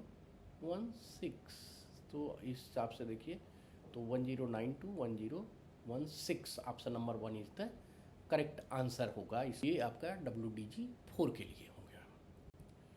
how much is the gross horse power of WDG 4G। WDG 4G 4 मतलब 4000 रहता है, G 4500 तो 4500 HP। ये G फॉर गुड्स के लिए रहता है। ठीक है, W जो है ये गेज होता है, ब्रॉड गेज के लिए रहता है, D डीजल है और G जो है इसका दिया है गुड्स के लिए, और P रहता है तो पैसेंजर के लिए रहता है। Which of the following locomotive AC/DC locomotive. AC/DC इसमें जो है आपका WDM3A इज द AC/DC है, ये सभी AC हैं। ठीक है, DG 4G 4 और 6G। HHP लोको। VCD क्या होता है ये आप जान लीजिए कि vigilance control device, vigilance control device, ये कुछ लोको में लगाए गए थे, बहुत सारे लोको में लगाए गए हैं। ये WDG 4 में लगाया गया है। ये क्या करता है कि पेनल्टी ब्रेक लगाता है। कुछ इसके कंडीशंस हैं जिसमें थ्रॉटल है और 5-6 कंडीशन है। अगर जो ऑपरेटर है यानी ड्राइवर है, अगर वो 60 सेकंड तक उन जो 6-7 आइटम इसके मेंशन किए गए हैं उनको वो नहीं टच करता है 60 सेकंड तक, आइडियल कंडीशन में रहता है, तब क्या करता है ये अगले 8 सेकंड के लिए जो है फ्लैशर ऑन करता है, वहाँ पर रेड ब्लर करता है। फिर उसके बाद अगर उसको भी अटेंड नहीं किया तो नेक्स्ट 8 सेकंड में उसके साथ वो बीप भी करेगा, आवाज़ भी करेगा। अगर उसके बाद भी नहीं किया तो वो पेनल्टी ब्रेक लगा देगा। यानी ये ड्राइवर को अलर्ट करने के लिए ड्राइवर केबिन में ही उसके सामने लगा रहता है। तो यहाँ पर ये है option number 1 is the correct answer. Vigilance जो है ये रहता है विजिलेंस कंट्रोल डिवाइस VCD। ठीक, अब जो है देखिए in the GM locomotive WDP 4, GM लोको को HHP लोको भी बोलते हैं हम सब। HHP लोको का लिखा रहे, GM लोको लिखा रहे तो कंफ्यूज नहीं होना। टर्बोचार्जर क्या होता है कि जो मैक्सिमम एयर जो रहता है उसको ले करके वो इंजन में देता है जिससे वो चार्ज हो जाए और भी मतलब कंप्लीट यूटिलाइजेशन हो, अच्छी इफिशियंसी बढ़ा देता है। तो ये टर्बोचार्जर होता है। अब ये क्या करता है, निम्नलिखित द्वारा संचालित किया जाता है। ये एग्जॉस्ट ट्रेन, गियर ट्रेन, ये गियर ट्रेन से और बोथ मतलब एग्जॉस्ट गैस से दोनों से ड्राइव किया जाता है, तो इसमें कोई डाउट नहीं होना चाहिए। ये सुपरचार्जर बहुत सारे आज की डेट में 4 व्हीलर्स वगैरह भी आ रहे हैं, टर्बोचार्जर लगा है, टर्बो सुपरचार्जर, मतलब मैक्सिमम जो है इफिशियंसी बढ़ाने के लिए। स्पेशली ये ज़रूरत पड़ता है हाई स्पीड या ग्रेडियंट पर अगर चढ़ाव कर रहे हैं उस समय ये बढ़िया काम करता है। तो ये टर्बोचार्जर का है। Which of the following does not correctly state the function of the turbo supercharger fitted in diesel locomotive. अब यहाँ का निम्नलिखित में से कौन सा कथन डीजल लोकोमोटिव सुपरचार्जर को सही ढंग से नहीं बताता है। अब इसका मतलब है कि समझ में आ जाएगा कि सही ढंग से क्या क्या बताता है। In compresses natural air to higher pressure and density. compressed air has more oxygen per unit volume than natural aspirated. In primary function is to help throw exhaust air into the atmosphere. देखिए ये exhaust gas को तो use करता है, atmosphere में थोड़ी फेंकता है। तो यही मुझे लगता है कि यही इसका करेक्ट आंसर है, क्योंकि ये दोनों तो यूज कर रहा है। यह प्राकृतिक वायु को उच्च दाब और घनत्व पर संपीड़ित करता है, कंप्रेस करता है। यस, और कंप्रेस्ड वायु में प्राकृतिक रूप से एस्पिरेटेड वायु की तुलना में प्रति इकाई आयतन में अधिक ऑक्सीजन होता है। ठीक है, तो ये option number 3 is the correct answer. चलिए अगला प्रश्न हम देखते हैं। इसमें पावर पैक यानी लोकोमोटिव की बात कर रहा है। Power pack which of the following locomotive has the 2 stroke internal combustion engine. तो 2 स्ट्रोक कंबस्शन इंजन आपका WDP 4D में यूज किया जाता है, तो this one is the correct answer. अगला है how many traction motors are there in the ALCO locomotive. ALCO locomotive में कितने ट्रैक्शन मोटर होते हैं, यानी इलेक्ट्रिक या डीजल। तो इसमें जो है ये कुछ तो प्रश्न गलत है और ये शायद डिलीट कर दिया जाएगा। ठीक है, अगला देखते हैं। इन WDG4 loco the specific gravity of electrolyte of the battery is measured by the following instruments. देखिए स्पेसिफिक ग्रेविटी जो इसका रहता है बैटरी वगैरह का, ये आपको मेजर करते हैं हाइड्रोमीटर से, तो option number 1 is the correct answer. Barometer से क्या करते हैं, एटमॉस्फेरिक प्रेशर नापते हैं हम जो है। हाइग्रोमीटर क्या होता है, this is use for the measurement of the air suspension, जो रहता है एयर रहता है, सस्पेंडेड एयर जो रहता है उसमें, या ह्यूमिडिटी कह दें, आर्द्रता नापने के लिए हाइग्रोमीटर यूज किया जाता है। तो ये आपका इलेक्ट्रोलाइट में ग्रेविटी नापने के लिए हाइड्रोमीटर यूज होता है। Option number 1 is the correct answer. How many piston rings are fitted in power assembly of the HHP WDG4। तो ये पिस्टन रिंग्स जो होते हैं 6 यूज किए जाते हैं, तो option number 3 is the correct answer. ये सब आपको याद किए रहने हैं, इसमें ज़्यादा एक्सप्लेनेशन देने की जरूरत नहीं है। आगे देखते हैं। Which one of the following alarm in ALCO loco lead to shut down of the engine. ALCO loco में निम्नलिखित में से कौन सा अलार्म इंजन को बंद कर देता है? बंद कर देता है, ये इसमें रहता है ल्यूब आयल, लो ल्यूब आयल अलार्म बजेगा तो आपका इंजन बंद कर देगा, जबकि हार्ट इंजन अलार्म और व्हील स्लिप अलार्म में बंद नहीं होता है। ठीक है, अगला देखिए। विच type of the battery is used in WDP4 WDP4D locomotive. Locomotive में किस प्रकार का बैटरी होता है? तो ये निकल कैडमियम बैटरी यूज किया जाता है इसमें। अभी जो लेटेस्ट आए हैं जैसे वंदे भारत वगैरह का, उसमें लिथियम आयन बैटरी यूज किया गया है, तो यहाँ निकल कैडमियम बैटरी है आपका। अगला देखिए। इन 2 stroke engine the cylinder head of the engine is equipped with. अब इसमें जो है कह रहा है कि 2 स्ट्रोक इंजन में सिलेंडर हेड, ये पे तो both inlet and exhaust valve दोनों रहेगा, तो इसका option number 1 is the correct answer. And अगला देखिए। ईडी करंट क्लच, ठीक है, ECC कह रहा है, is use to couple which 2 components of the Alco diesel locomotives. तो ECC किस लिए रहता है? आपका engine drive and radiator fan के लिए यूज किया जाता है, कपल करने के लिए ECC। ठीक है, अगला देखिए। In diesel locomotive on application of A9 valve. देखिए 2 रहता है, एक A9 रहता है, एक SA9 रहता है। तो SA9 तो सेल्फ लोकोमोटिव के लिए रहता है, इसको आप ऐसे समझ सकते हैं, SA9 केवल लोकोमोटिव के लिए होता है, A9 जो है दोनों के लिए रहता है। तो only in both in train trailing load and diesel locomotive. तो ये आपका option number 2 is the correct answer. 76 the first 1 hour after an accident. Accident manual के अनुसार जो पहला आवर होता है that is called golden hour. Golden hour इसलिए कहा जाता है कि इसमें जो है मैक्सिमम अगर कैजुअलिटीज हुए हैं तो उनको सेव किया जा सकता है, बचाया जा सकता है, उनके लिए फर्स्ट एड दिया जा सकता है, तो so that this is called the golden hour.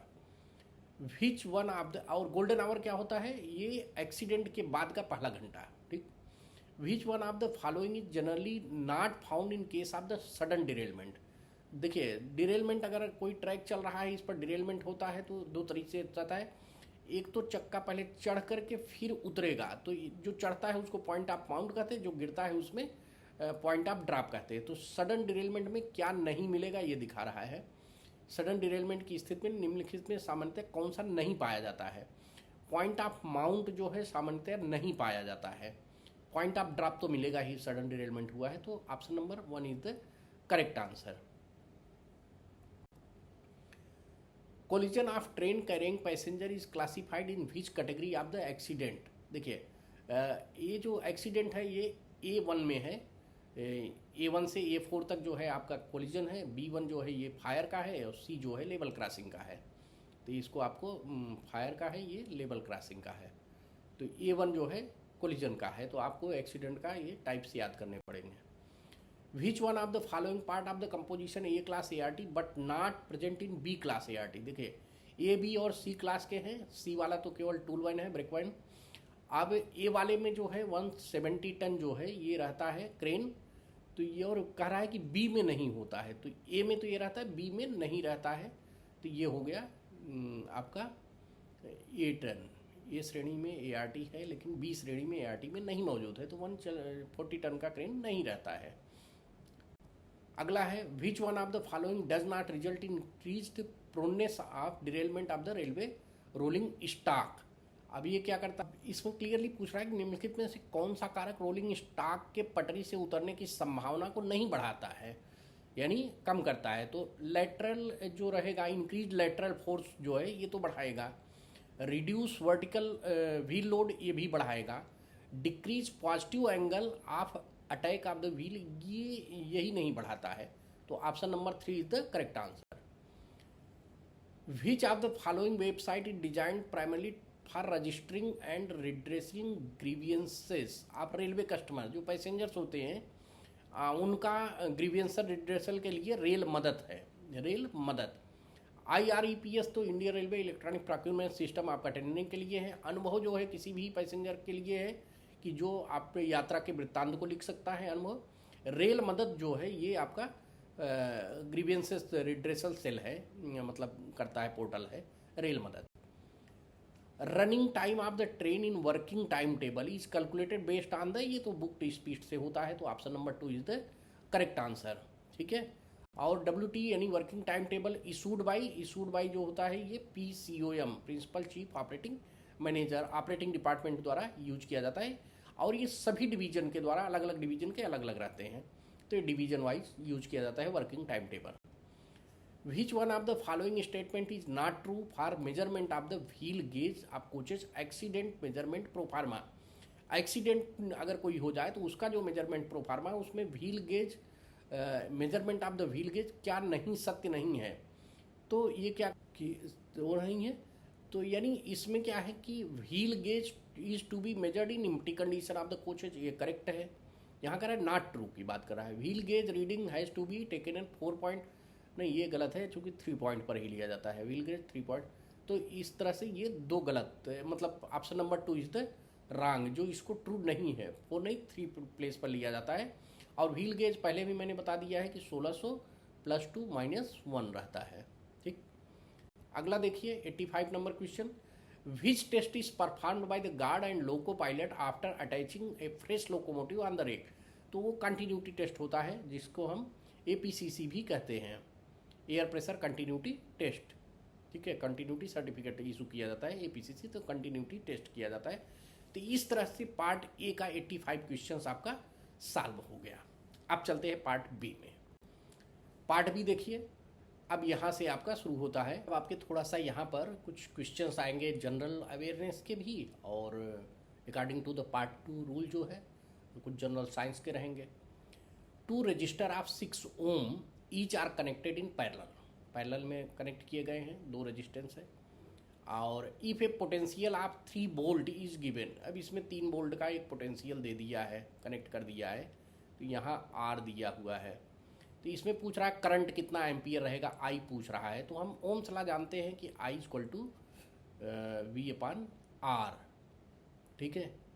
तो यहाँ रेजिस्टेंस में ईच में 6 ओम दिया है, वोल्ट 3 दिया है, तो 3/6 हो गया। तो ये हो गया I = 0.5 एम्पियर हो जाएगा। तो option number 2 is the correct answer. अगला देखते हैं। A wire is bent to form a square whose one side is 11 centimetre. Yes, एक मतलब स्क्वायर है जिसका कह रहा है कि इसका ईच साइड 11 सेंटीमीटर है। Yes. If the same wire is bent to form a complete circle, ये इसी वायर को लेकर के हम एक सर्कल बना दें, सर्कल बना दिए, तो कह रहा है कि what is the radius of circle, radius क्या है। तो अब ये जान लीजिए कि इसका जो टोटल होगा परिधि सर्कमफ्रेंस, वो इसके सर्कमफ्रेंस के बराबर होगा। यानी अगर इसका सर्कमफ्रेंस ले तो 2πr हो गया, इक्वल टू इसका टोटल सर्कमफ्रेंस 4 है, तो 11 × 4 = 44 हो गया, 44। R = निकाल लीजिए, यही पूछ रहा है, 44 / 2 इंटू ये 22/7 ऊपर नीचे आएगा, तो ये 7/22 हो जाएगा। तो यहाँ 22 दूना 44 और 2 से कट गया, यानी 7 बचा, तो 7 सेंटीमीटर। तो option number 2 is the correct answer. अगला देखिए। If the mass of 5 kg is lifted vertically for a distance of 50 centimetre on the earth where G = 10 metre per second square. तो यहाँ क्या पूछ रहा है, वर्क डन। वर्क डन क्या होता है, W = कार्य जो होता है ये mgh तो यम कितना दिया है 5 kg दिया है, जी 10 मीटर पर सेकंड स्क्वायर दिया है, एच जो है 50 सेंटीमीटर दिया है, इसको मीटर में बदल लीजिए तो 0.5 मीटर हो गया, क्योंकि सब एक ही यूनिट में रहना चाहिए। तो 5 धाम 50, 5 25, तो ये 25 हो गया किलोग्राम मीटर स्क्वायर पर सेकंड स्क्वायर, यानी 25 जूल होगा, चूँकि वर्क है, कार्य है, तो ये 25 जूल हो गया। Third number option is the correct answer. अगला देखिए, how many seats in Lok Sabha are fitted in the general election, ये field in the general election. Lok Sabha में टोटल कितने सीट है हमारे, 543 हैं, 543 पर जिसमें इलेक्शंस हुआ था, चुनाव से भरा जाता है 543। ये आपका जीके है, तो इसको आपको याद रखना है। Name of the national bird of the India national bird, वो आपका नेशनल इंडियन पिकॉक हो गया, ठीक है। अगला प्रश्न है, India highest arc rail bridge, बहुत फेमस, अभी तो न्यूज़ में रहा, चिनाब नदी पे बन रहा है, जो ये आपका जम्मू में, उसका है cross which the rivers. How many open line railway zones are in India excluding metro railway.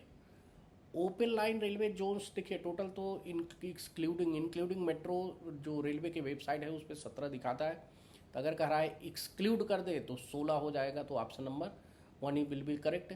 But बहुत सारी जगह गूगल वगैरह पे मैच करिए तो कुछ में 18 और 19 भी दिखा रहा है, तो लेट्स सी एग्जैक्टली जो है आप डिस्क्रिप्शन में भेजिए कितना होता है इसका। What is the width of BG track in Indian railway. BG मतलब ब्रॉड गेज 1676 mm का रहता है।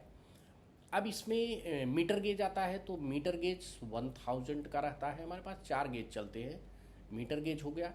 फिर एक नैरो गेज होता है एनजी, जो कि आपका 762 mm रहता है, और फिर नैरोवर गेज होता है जो 610 mm रहता है, जो आपका माथेरन का है, ठीक है। ये 1 मीटर गेज हो गया 1676, बीजी ग्रेज हो गया। On which date was the first passenger train run in the India, तो ये 16 अप्रैल 1853 मुंबई से थाने, वाड़ी बंदर से थाने के लिए चला था, तो 16 अप्रैल 1853।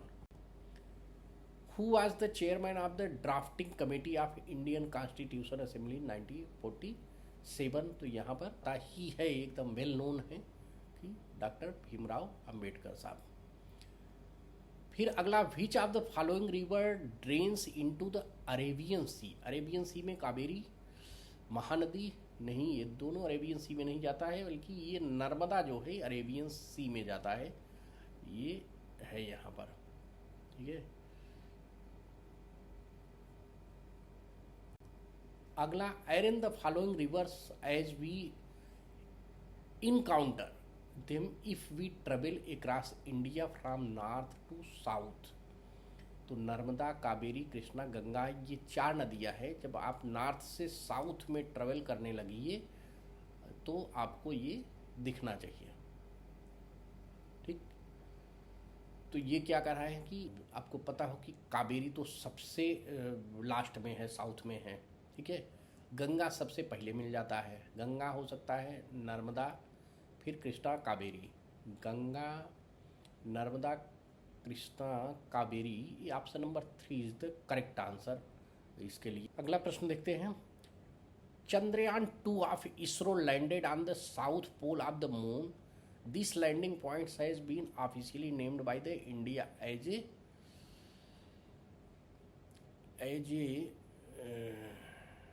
Shiv Shakti point, Shiv Shakti point. But क्या है कि देखिए यहाँ ये चंद्रयान 2 जो कह रहा है वो चंद्रयान 3 है, तो या तो इस ऑप्शन को मतलब गलत माना जाएगा, या एक प्रश्न ही गलत है तो इसको डिलीट कर दिया जाएगा, क्योंकि यहाँ पर आंसर ही मतलब क्वेश्चन ही गलत माना है।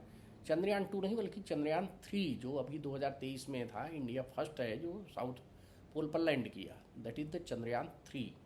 तो बट वो शिव शक्ति पॉइंट के नाम से फेमस हुआ था, बट इसका इस आंसर इसको गलत माना जाएगा, क्योंकि चंद्रयान 2 नहीं, चंद्रयान 3 था, ठीक है।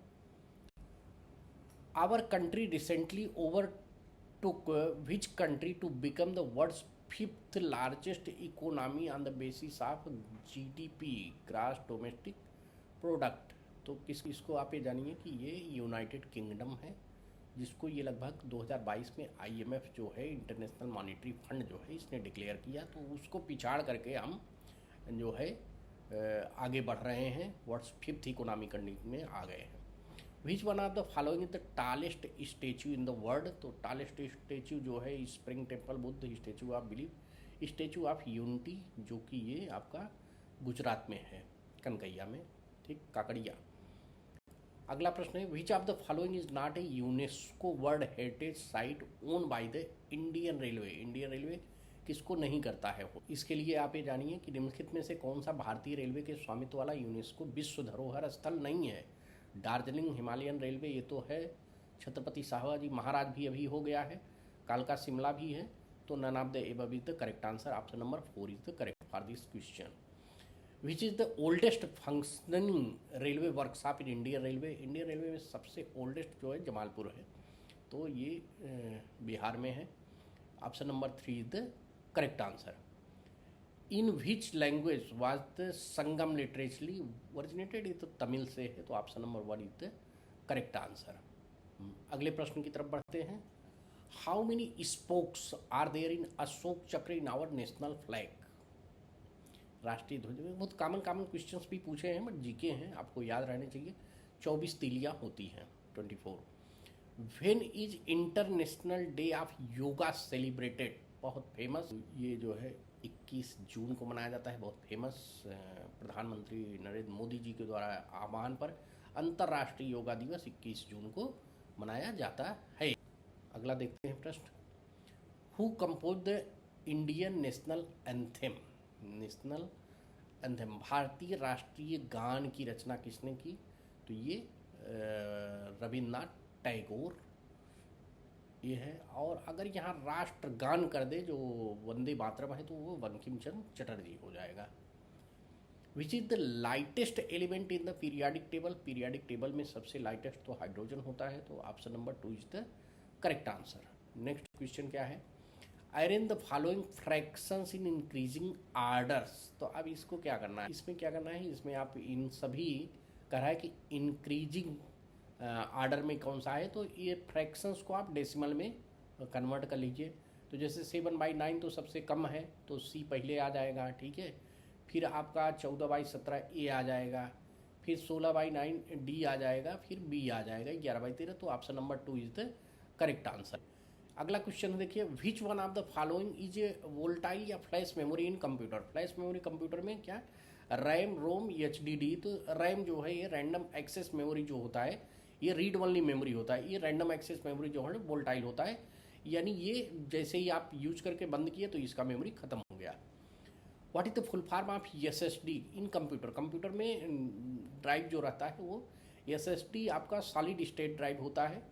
ये एकदम स्पीड फास्ट ड्राइविंग के लिए आज की डेट में बहुत सारे कंप्यूटर और लैपटॉप में ये SSD आ रहा है, सॉलिड स्टेट ड्राइव।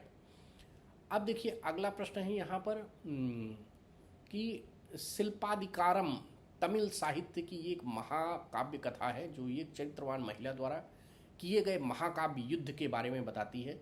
कृपया उस महिला का नाम रिफर करेंगे। ये आप तो वहाँ से मिलेगा, ये कन्नगी, जिन्होंने देखा है पढ़ा है इस महाकाव्य को वो बता देंगे, अदरवाइज आप इसको जीके से तैयार करिए। तो Kannagi. Where was the great bath located in Indus valley civilisation? Indus valley civilisation में जाएंगे तो ये कहाँ पर मिल जाएगा? मोहनजोदड़ो में Indus valley civilisation. Who is the vice president of India? तो प्रेसिडेंट श्रीमती द्रौपदी मुर्मू जी है, और धनखड़ जी हैं, जगदीप धनखड़ जी, ये आपके वाइस प्रेसिडेंट ऑफ इंडिया है राइट नाउ अभी। Which is the India's highest military decoration award for the highest degree of valour or self sacrifice in the presence of the enemy? ये शत्रु की उपस्थिति में सर्वोच्च वीरता या आत्म बलिदान के लिए दिया जाने वाला भारत का सर्वोच्च सैन्य पुरस्कार जो है ये परमवीर चक्र है।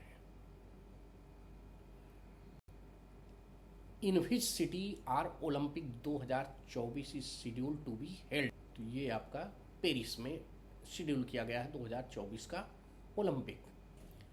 Danger signal or red in colour because red colour है highest wavelength and get scattered the least. तो यही तो इसका है, तो इसमें ज़्यादा सोचना नहीं है। Option number 1 is the correct answer. Which country own the recently held 2020 world cup 2024 hosted jointly in USA and West Indies? इसमें तो आप जान गए होंगे, नाम है इंडिया, तो ये भारत। तो अगला प्रश्न देखते हैं, which of the following online portal is used for indenting या purchase of material in Indian railway? Online, FMM, UDM, HRMS, none of the above. तो इसमें इंडेंटिंग एंड परचेजिंग मटेरियल्स के लिए आपका यूडीएम होता है, यूजर डिपोट मॉड्यूल। एफएमएम क्या है? फ्रेट मेंटेनेंस मैनेजमेंट है। HRMS human resource management system आपका, जो हम लोग एम्प्लॉय के लिए रहता है, जो अपना लीव रिकॉर्ड, पास, पीटीओ सब लेते हैं, ये एचआरएमएस में है। यूडीएम जो है, यूजर डिपोट मॉड्यूल जो है, ये मटेरियल के लिए है। ठीक है। अगला, signal is carried through optical fibre using following principle of the optics. प्रकाशिकी के निम्नलिखित सिद्धांत का उपयोग करके सिग्नल को ऑप्टिकल फाइबर के माध्यम से ले जाया जाता है। कौन सा सिद्धांत यूज करते हैं? तो इसमें देखिए कि कौन कौन से सिद्धांत है। रिफ्रैक्शन भी है, डिफ्रैक्शन भी है, टोटल इंटरनल रिफ्लेक्शन। जो फाइबर ऑप्टिक्स यूज किए जाते हैं उसमें टोटल इंटरनल रिफ्लेक्शन यूज किया जाता है। अगला देखिए, complete the following statement as per Hooke's law. Hooke's law क्या कहता है? हुक्स लॉ ये कहता है, जो आपका मैकेनिक्स है वो करा है, stress is directly proportional to strain within the elastic limit. Strain is directly proportional to applied stress within elastic limit. सीमा के भीतर, इलास्टिक सीमा के भीतर विकृत लगाए गए प्रतिबल के सीधे समानुपातिक होता है। तो option number 2 is the correct answer. ठीक है। अगला जो है, which of the following can not be called green energy. इसमें से ग्रीन एनर्जी कौन सा नहीं कहा जा सकता है? तो जैसे थर्मल एनर्जी है, तो thermal energy not a green energy. Wind energy, solar energy ये है। तो option number 3 is the correct answer. अब अगला देखिए, इसमें कह रहा है कि according to Newton's third law of motion. Third law of motion क्या है? If you push against a wall with in force of 10 newton, the wall push with back action reaction. तो जितना आप एक्शन करेंगे उतना ही अपोजिट एंड इक्वल रिएक्शन। तो action में 10 Newton, तो रिएक्शन में भी 10 न्यूटन होगा। तो option number 3 is the correct answer. Archimedes principle state that buoyancy force on an object submerged in a fluid is equal to.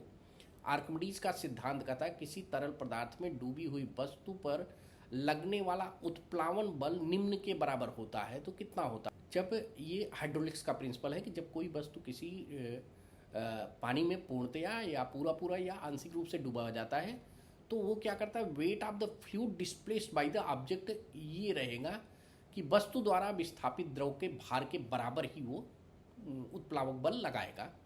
तो ये 38 नंबर का आंसर है। What is the full form of IRIMEE? Indian railway institute of mechanical and electrical engineering. Indian railway institute of mechanical and electrical engineering, metallurgical नहीं, mechanical नहीं, IRIMEE. ये इरमी कहाँ है? जमालपुर में ही है। ये इरमी जमालपुर बिहार में है। जो रेलवे के मैकेनिकल के अफसर आते हैं या और भी कुछ इंजीनियर्स हैं, यहाँ पर ट्रेनिंग के लिए उनको भेजा जाता है। रेलवे मैकेनिकल के लिए बहुत ही प्रीमियर इंस्टीट्यूट है इरमी। पहले जो SCRA से भी सिलेक्ट होते थे उनको भी यहीं पर ट्रेनिंग दिया जाता था। 40 नंबर है, an engineer invest 1000 at an annual interest rate of 10% compounded annually, what will be the total maturity value after 3 years. तो यहाँ पर कंपाउंडिंग इंटरेस्ट का आप फार्मूला लगाना है। अब ये मज़ेदार हो गया, तो इसको आप देखिए कि कंपाउंड इंटरेस्ट का क्या होता है। A equal to total value पूछ रहा है, तो direct A equal to P और 1 + R/100 पावर n, ये कंपाउंड इंटरेस्ट का फार्मूला होता है। तो अब P यहाँ पर आपका 1000 है, तो 1000 कर दीजिए। 1 + R आपका 10 दिया है, 10/100 कर दीजिए। पावर n 3 ईयर्स दिया है, तो ये कट गया, ये बच गया 10 का नम 10 1 11/10 इक्वल टू 1.1। 1000 गुणे 1.1 का 3 टाइम्स कर दीजिए तो ये लगभग आ गया आपका 1.1 क्या हो जाएगा 1.331 हो गया गुणे 1000। तो 1000 कर दिए 1331। तो ये आपका option number 1 is the correct answer. अगला देखते हैं, which of the following languages is not included in the 8th schedule of the constitution of India. अब यहाँ से आपका हो गया आपका राजभाषा का। तो राजभाषा का इसमें क्या है कि देखिए 8वें शेड्यूल में कौन सा नहीं, डोंगरी, संस्कृत, नेपाली सब जुड़ा है, भोजपुरी नहीं है। तो इसको आपको तैयार करना है राजभाषा का। When did section 3/3 of official language act 1963 come into force. तो ये 26 जनवरी 1965 को। तो ये तो आपका फास्ट है, बहुत तगड़ा क्वेश्चन, आपको ये 10-15 क्वेश्चन करने रहते हैं। Who is the chairperson of the parliamentary committee of official language act. तो पार्लियामेंट्री कमेटी के तो होम मिनिस्टर रहते हैं, तो ये चेयरपर्सन होते हैं। और निम्नलिखित में से according to the official language act which of the following state या union territory comes under the C region. C region में जैसे महाराष्ट्र बी रीजन में आता है, चंडीगढ़ बी रीजन में, वेस्ट बंगाल आपका सी रीजन में। तो यहाँ पर option number 3 is the correct answer. Who is the chairperson of the zonal railway committee for implementation of the official. अगर डिविजनल का रहता है तो डीआरएम, जोनल का रहता है तो जीएम साहब रहते हैं ये। व्हेन इज द हिंदी दिवस सेलिब्रेटेड। हिंदी दिवस 14 सितंबर को मनाया जाता है। कभी कभी विश्व हिंदी दिवस आ जाता है तो वो 10 जनवरी हो जाता है। तो आपको ये तैयार रखना है। अगला है देखिए, संसदीय राजभाषा समिति की कौन सी उप समिति रेल कार्यालयों में हिंदी के प्रचार प्रसार संबंधी नियमों का आवधिक निरीक्षण करता है। तो ये जो 3 कमेटियां होती हैं उसमें सेकंड सब कमेटी जो होता है यही जो है संसदीय राजभाषा समिति के रेलवे के कार्यकाज को, ठीक है, सेकंड समिति। According to the official language rule 1976 India has been divided into how many region. तो 3 रीजन में। तो ये 3 कौन से हैं, क ख ग या ABC, ठीक है। जनरली सभी नॉर्थ वाले एरिया जो है ये हैं ए में। बी में क्या है, महाराष्ट्र है, गुजरात है और पंजाब है, दमन द्वीप है। तो ये आपको याद रखने हैं। सी सभी साउथ वाले हैं। तो ये आप कैटेगरी याद कर लीजिए एकदम बराबर, ठीक है। 3 रीजन में है। Section 7 of official language act 1963 is related to which one of the following. राजभाषा अधिनियम 1963 की धारा 7 किससे संबंधित। ये जो है ये उच्च न्यायालय से संबंधित हो। देखिए यहाँ पर क्या है ऑप्शनल में, सुप्रीम कोर्ट तो नहीं है, हाई कोर्ट। देखिए यहाँ उच्च न्यायालय के निर्णयों आदि में हिंदी तथा राज्य के अन्य शासकीय भाषा का स्वैच्छिक प्रयोग। तो ये option number 2 is the correct answer. अगला क्या है, what was the main objective of passing official language act 1963। क्या था इसका, to make provision for the continuity use of the English along with the Hindi even after 1965 to ensure the use of the only Hindi in administrative work after। नहीं, ये तो ऐसा है, जो correct answer है यही है कि 1965 के बाद भी हिंदी के साथ अंग्रेजी की भाषा को जारी रखने का प्रावधान करने के लिए ये ऑफिशियल लैंग्वेज एक्ट 1963 लाया गया था। अगला देखिए, in which of the following pairs is the correct Hindi translation of the English word is not given. यहाँ पर ध्यान देना, डिविजनल रेलवे मैनेजर, मंडल रेल प्रबंधक होता है, ड्राफ्ट का प्रारूप है, चार्जशीट आरोप पत्र है, रेलवे कोच रेलगाड़ी नहीं है। तो ऑप्शन नंबर 4 ये नहीं मैच है बराबर हिंदी का। In which wall of the following not paired, यहाँ पर कर रहा है इंग्लिश वर्ड नॉट गिवन, ठीक है। निम्न में से किस युग में अंग्रेजी शब्द का सही हिंदी अनुवाद नहीं किया गया है। अप्रूवल, अनुमोदन, सैंक्शन, स्वीकृत, सर्टिफिकेट, प्रमाण पत्र, प्रिंसिपल, चीफ मैकेनिकल इंजीनियर, मुख्य यांत्रिक इंजीनियर नहीं, मुख्य यांत्रिक तो चीफ होता है। ये चौथा नंबर नहीं है, प्रिंसिपल चीफ नहीं है, ये बराबर नहीं है। Which of the following award is given for the writing poetry या गजल collection of the Indian railway employees. Poetry के लिए जो है ये कौन सा अवार्ड, पोइट्री के लिए आपका मैथिली शरण गुप्त देते हैं। और अगर यही पोइट्री की जगह प्रोज रहता या गद्य संकलन के लिए रहता है, ये तो पद्य के लिए है, काव्य के गद्य के लिए रहता तो प्रेमचंद अवार्ड हो जाता। At present how many languages are included in 8th schedule में। अभी तो 22 भाषाएं हैं, तो 22 हो गए हैं। अगला प्रश्न है, देखिए, according to which article of the Indian constitution has it been determined that the official language of the union of India shall be Hindi and script Devanagari. संविधान के किस अनुच्छेद के अनुसार निर्धारित किया गया कि संघ की भाषा हिंदी और देवनागरी लिपि होगी? तो ये 343/1 के अनुसार हो गया। तो ये ऑप्शन जो आपका 55 क्वेश्चन है पार्ट बी का, ये समाप्त हुआ। अब पार्ट सी चलते हैं हम। पार्ट सी में थोड़ा सा हम स्पीड भी ले रहे हैं, चूँकि बहुत सारे 175 क्वेश्चन है सॉल्व करने, तो इनको थोड़ा सा फास्ट करना ही पड़ेगा। पार्ट सी में देखिए आपके इस्टेब्लिशमेंट से आ गया। तो निम्नलिखित कथन रेलवे भाषा आचरण नियम 1966 के अनुसार, इसका मैंने एक अलग से वीडियोज बनाया है, रेलवे सर्विस कंडक्ट रूल 1966, तो इसको भी आप देख लीजिएगा। किसी रेलवे कर्मचारी को जिसे अपने वरिष्ठ अधिकारी से मौखिक निर्देश प्राप्त हुआ हो, उसे यथाशीघ्र लिखित रूप से इसकी पुष्टि कर लेनी चाहिए।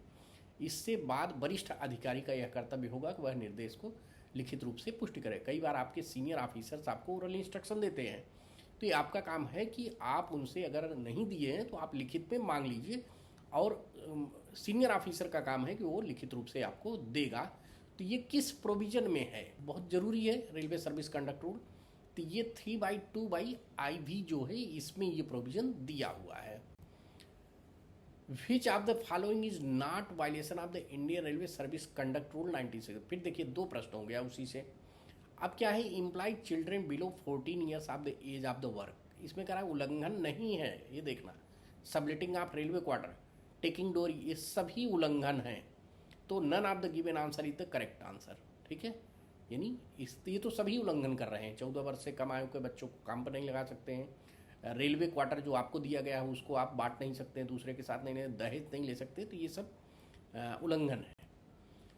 Which class of the Indian railway, देखिए अब DAR रूल का भी, इसका भी मैंने दिया है, लिंक आपको डिस्क्रिप्शन में मिल जाएगा, आप जरूर इसको देखिए, प्लेलिस्ट में मिलेगा। Specified minor and major penalty, तो ये रूल नंबर 6 में दिया गया है, माइनर एंड मेजर पेनाल्टी, तो इसको आप देख लीजिए। अगला दिया है which of the following standard farms, इसका भी मैंने एक वीडियो बनाया है, वो भी लिंक में मिलेगा। डीम्ड सस्पेंशन, देखिए ये सब कौन, तो सस्पेंशन के लिए डीम्ड सस्पेंशन ये सब 2 होता है, और ये सब 3 क्या होता है, सब्सिडियरी अलाउंस मांगने के लिए होता है, ये सब 4 रियोकल के लिए होता है। तो मैंने वहाँ पर बताया है, यहाँ पर डीम्ड सस्पेंशन पूछा है। From the point of view of the employ contribution, the new pension scheme is contributory non contributory, तो कंट्रीब्यूटरी है ही, ऑलरेडी पता है, तो ये कंट्रीब्यूटरी है, ठीक है। 10% एम्प्लॉय दे रहा है, 14% जो है गवर्नमेंट दे रहा है NPS में। अगला, what is the time limit for submission of the appeal against A penalty order of the DAR द्वारा जब आपका पेनाल्टी दे दिया जाता है, जो कि आपको अगर चार्जशीट दे दिया गया तो 10 दिन के अंदर आपको जस्टिफिकेशन लिख करके देना होता है, और अगर पेनाल्टी दे दिया गया तो अपील के लिए आपको 45 डेज का टाइम दिया जाता है, और अपीलिएट अथॉरिटी कौन होगा वो भी लिखा रहता है। What is the full form of the PTO, तो अकॉर्डिंग टू तो पास रूल, तो पास रूल प्रिविलेज टिकट आर्डर होता है, तो यहाँ पर प्रिविलेज टिकट आर्डर हो गया ये आपका PTO। Maximum how many set of the PTO में normally be issued by the railway employ under the railway service pass rule के, ये जो है आपको 4 सेट का PTO मिलता है। तो ये कहाँ लिखा है, 4 set both gazetted and non gazetted from the year of the date of appointment, तो ये option number 2 is the correct answer in reference of the PTO। Paternity leave is admissible to male railway servant with less than 2 surviving children for a period of how many days, paternity 15 दिन के लिए मिलता है, जो 6 month में आपको avail करना होता है। Child care leave can be granted to the female या single male railway servant up to maximum how many days, तो ये 730 डेज मिलता है, जिसमें फर्स्ट 365 डेज में आपको 100% में पेमेंट मिलता है, और सेकंड का जो 365 डेज होता है ये आपको 80% मिलता है। तो आपको ये ध्यान में रखना है कि ये 2 सर्वाइविंग या लेस सर्वाइविंग चिल्ड्रन के लिए अप टू 18 ईयर्स तक रहेगा, अगर दिव्यांग है तो उसके लिए अलग है प्रोविजन, ठीक। और ये साल भर में 3 ही बार ले सकते हैं, मिनिमम 5 डेज के लिए, तो ये CCL की बात हो गई। Under the DAR rule, a period of how many days can be suspension be extended during each review, हर एक रिव्यू में कितने दिन के लिए, तो पहले तो 3 महीने के लिए होता है, तो 3 महीने के बाद ये कुल मिलाकर के आपका नॉट एक्सीड 180 डेज से ज़्यादा नहीं हो सकता है रिव्यू करने के बाद। अगला देखिए, in UMID module of the Indian railway medical benefit of the survival employee there is a provision of split medical identity card consolidated option can be either A or B. नहीं, देखे सभी अगर जितने भी फैमिली मेंबर हैं उसमें जितने भी फैमिली मेंबर हैं उम्मीद में, तो ये सभी के लिए मिलता है, तो स्प्लिट मेडिकल आइडेंटिटी कार्ड मिलता है, उम्मीद कार्ड। अब ये है, which of the following IT portals caters the pensioners for their pension. Pensioner के लिए वही बताया मैंने, क्रिस ने जो है पेंशनर के लिए भी बताया है कि ARPAN अर्पण अर्पण अर्पण मतलब अर्पण का मतलब हो गया advance railway pension access network, advance railway pension access network, ठीक है। अनुभव, तो अनुभव एक पोर्टल है जिस पर आप कोई भी अपना वृत्तांत लिख सकते हैं। लिम्स क्या है, ये लीगल जो आपका इसमें करते हैं, ये क्या होता है इसका मतलब, legal information management and briefing system, ये आपका लीगल डिपार्टमेंट द्वारा यूज किया जाता है। ये क्रिस के द्वारा ही डेवलप किए गए IT पोर्टल्स हैं। How many days of the LAP can be encashed by the railway employee at the time of his retirement. तो एक रेलवे कर्मचारी अपनी सेवानिवृत्ति के समय कितने दिन अर्जित अवकाश मैक्सिमम जो है वो 300 डेज को इनकैश कर सकता है, तो एक्युमुलेट कर सकता है LAP। Which of the following is the grievances redressal forum between the Indian Railway Administration and staff?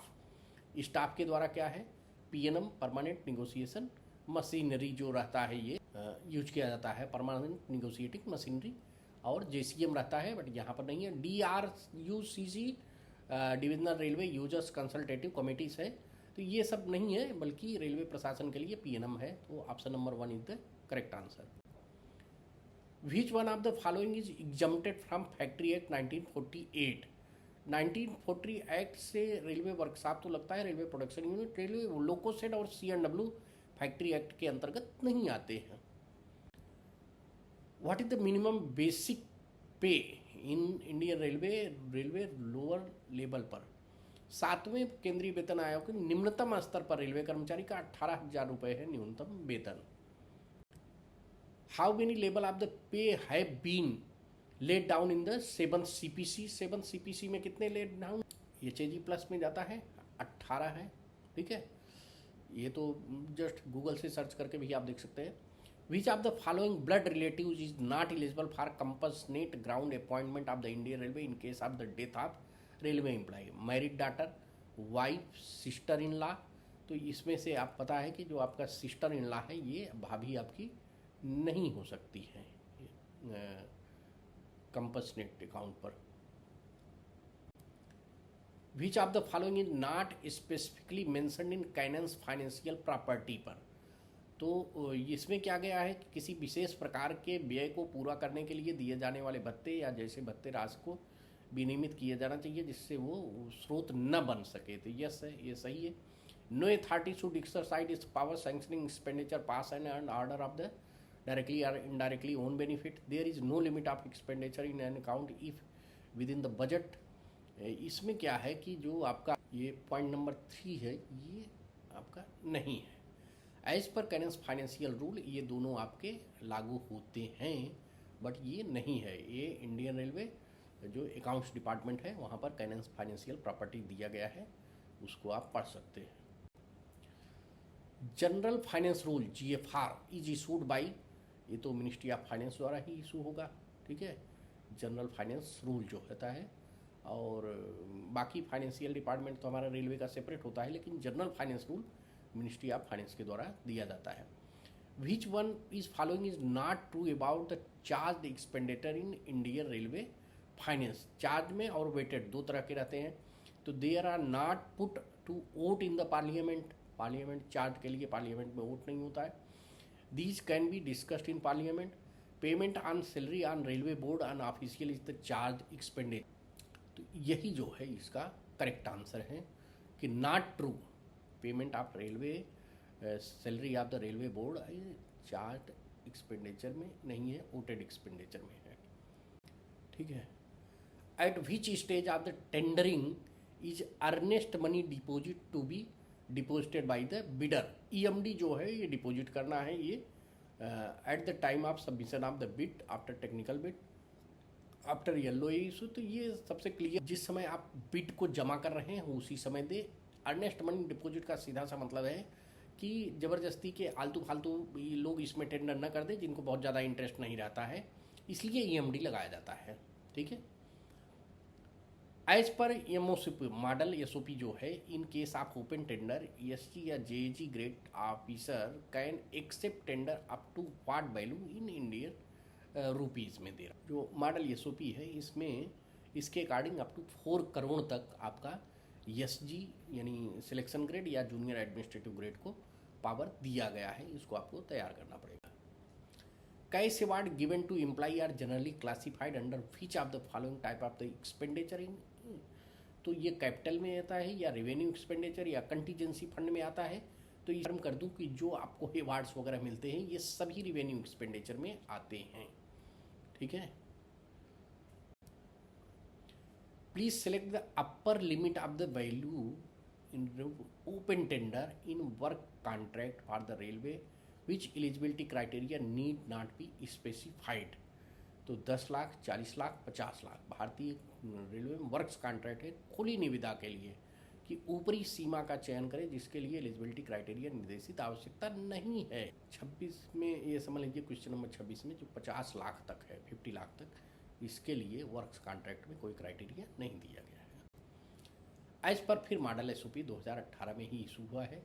What should B normally B notice period time between the publication of NIT and open tender in case of tender value more than 1 crore है तो कितना इसका period होना चाहिए। Model SOP दिया गया है, इसमें 21 डेज न्यूनतम दिया गया है, तो minimum 21 days is the period for notice. As per MOCP general manager of the Indian railway zone wield absolute power, ठीक है, फुल पावर, नेगेटिव पावर और none of the given choice is the correct answer. General manager को क्या है, white, ये negative power, नकारात्मक शक्ति। ठीक है। अब अगला प्रश्न है इन कैपिटल एक्सपेंडिचर। ठीक है। Which one amongst the following of the minor plan head for the machinery and plant. M and P के लिए 41 नंबर है, ये वर्कशॉप के लिए रहता है। ठीक है। तो एम&पी के लिए 41, 30 हो गया। देखिए 30 in railway revenue expenditure which one of the following the primary unit is the reserve for the accountal of the cost of material and direct purchase. तो ये डायरेक्ट परचेज के लिए 27 नंबर है। ठीक है। 28 नंबर नॉन स्टॉक परचेजिंग के लिए है, ये कॉन्ट्रेक्चुअल पेमेंट के लिए है। ठीक। तो PU 27 in the direct purchase या cost of material from the direct purchase या स्टॉक आइटम भी कहते हैं कई बार। In capital expenditure which money amongst the following is the minor plan head in the traffic facility के लिए। Traffic facility में क्या है कि देखिए यहाँ पर थोड़ा सा ये बता दूँ फिर से, ये डायरेक्ट परचेज बात किया तो ये stock item, non stock item की बात कर रहा है, इसका option number 2 is the correct है, 1 नहीं। ठीक है। ये नॉन स्टॉक आइटम, ये स्टॉक आइटम के लिए है जो इनडायरेक्ट परचेज होता है। यहाँ ये डायरेक्ट परचेज की बात कर रहा है तो वही नॉन स्टॉक है, ये 28 रहेगा, ऑप्शन नंबर 2 करेक्ट। अब 31 में क्या है, कैपिटल खर्च निम्नलिखित में से कौन सा यातायात सुविधा ट्रैफिक फैसिलिटी है तो माइनर प्लान हेड में होता है। जितने भी खर्च हैं आपके कैपिटल एक्सपेंडिचर के, ये 16 नंबर में दिया गया है ट्रैफिक फैसिलिटी के लिए माइनर प्लान जो है, तो ये 16 नंबर हो गया आपका। ये 42 तो बताया मैंने कि आपका वर्क्स वगैरह में रहता है और वर्कशॉप के लिए। As per price variation clause PVC clause GCC जो दिया है general condition of contract for service 2018, what should be the percentage of labour component in the housekeeping contract. क्या दे सकते हैं प्राइस वेरिएशन में, इसमें दिया है क्लास में 0.6, 0.7, 0.8, इसमें से प्राइस वेरिएशन क्लास नहीं है। None of the given answer is the correct. 33 which of the following statutory acts or provision is not listed for compliance as per the GCC general condition of the rule इसमें workman compensation act, payment of the wages act, minimum wages act. तो इसमें से आप ये जानिए कि ये तो लिस्टेड ही है, सभी भी कॉन्ट्रैक्ट में जो है लगता ही है। मिनिमम पेमेंट वेजेज एक्ट लगता है, मिनिमम वेजेज एक्ट। तो ये none of the choice is the correct, option number 4 is the correct for the 33 number question. In capital expenditure the cost of labour welfare work is finance from the capital खर्च में श्रम कल्याण वर्ग हेतु लागत का विश्लेषण किसमें किया गया है? वो DF2 डेवलपमेंट फंड 2 में किया गया है। DF1 क्या है? पैसेंजर एंड एमिनिटीज से संबंधित हो जाता है। DF3 यहाँ दिया नहीं है। DF3 जो है ये आपका इम्प्रूविंग इफिशियंसी से हो जाता है, और DF4 जो है ये आपका सेफ्टी वर्क से हो जाता है, सेफ्टी से रिलेटेड हो जाता है, सेफ्टी वर्क से। कास्ट ऑफ लेबर जो है DF2 में, तो option number 2। Which one of the following expenditure can not be classified as a revenue expenditure? Can not be classified.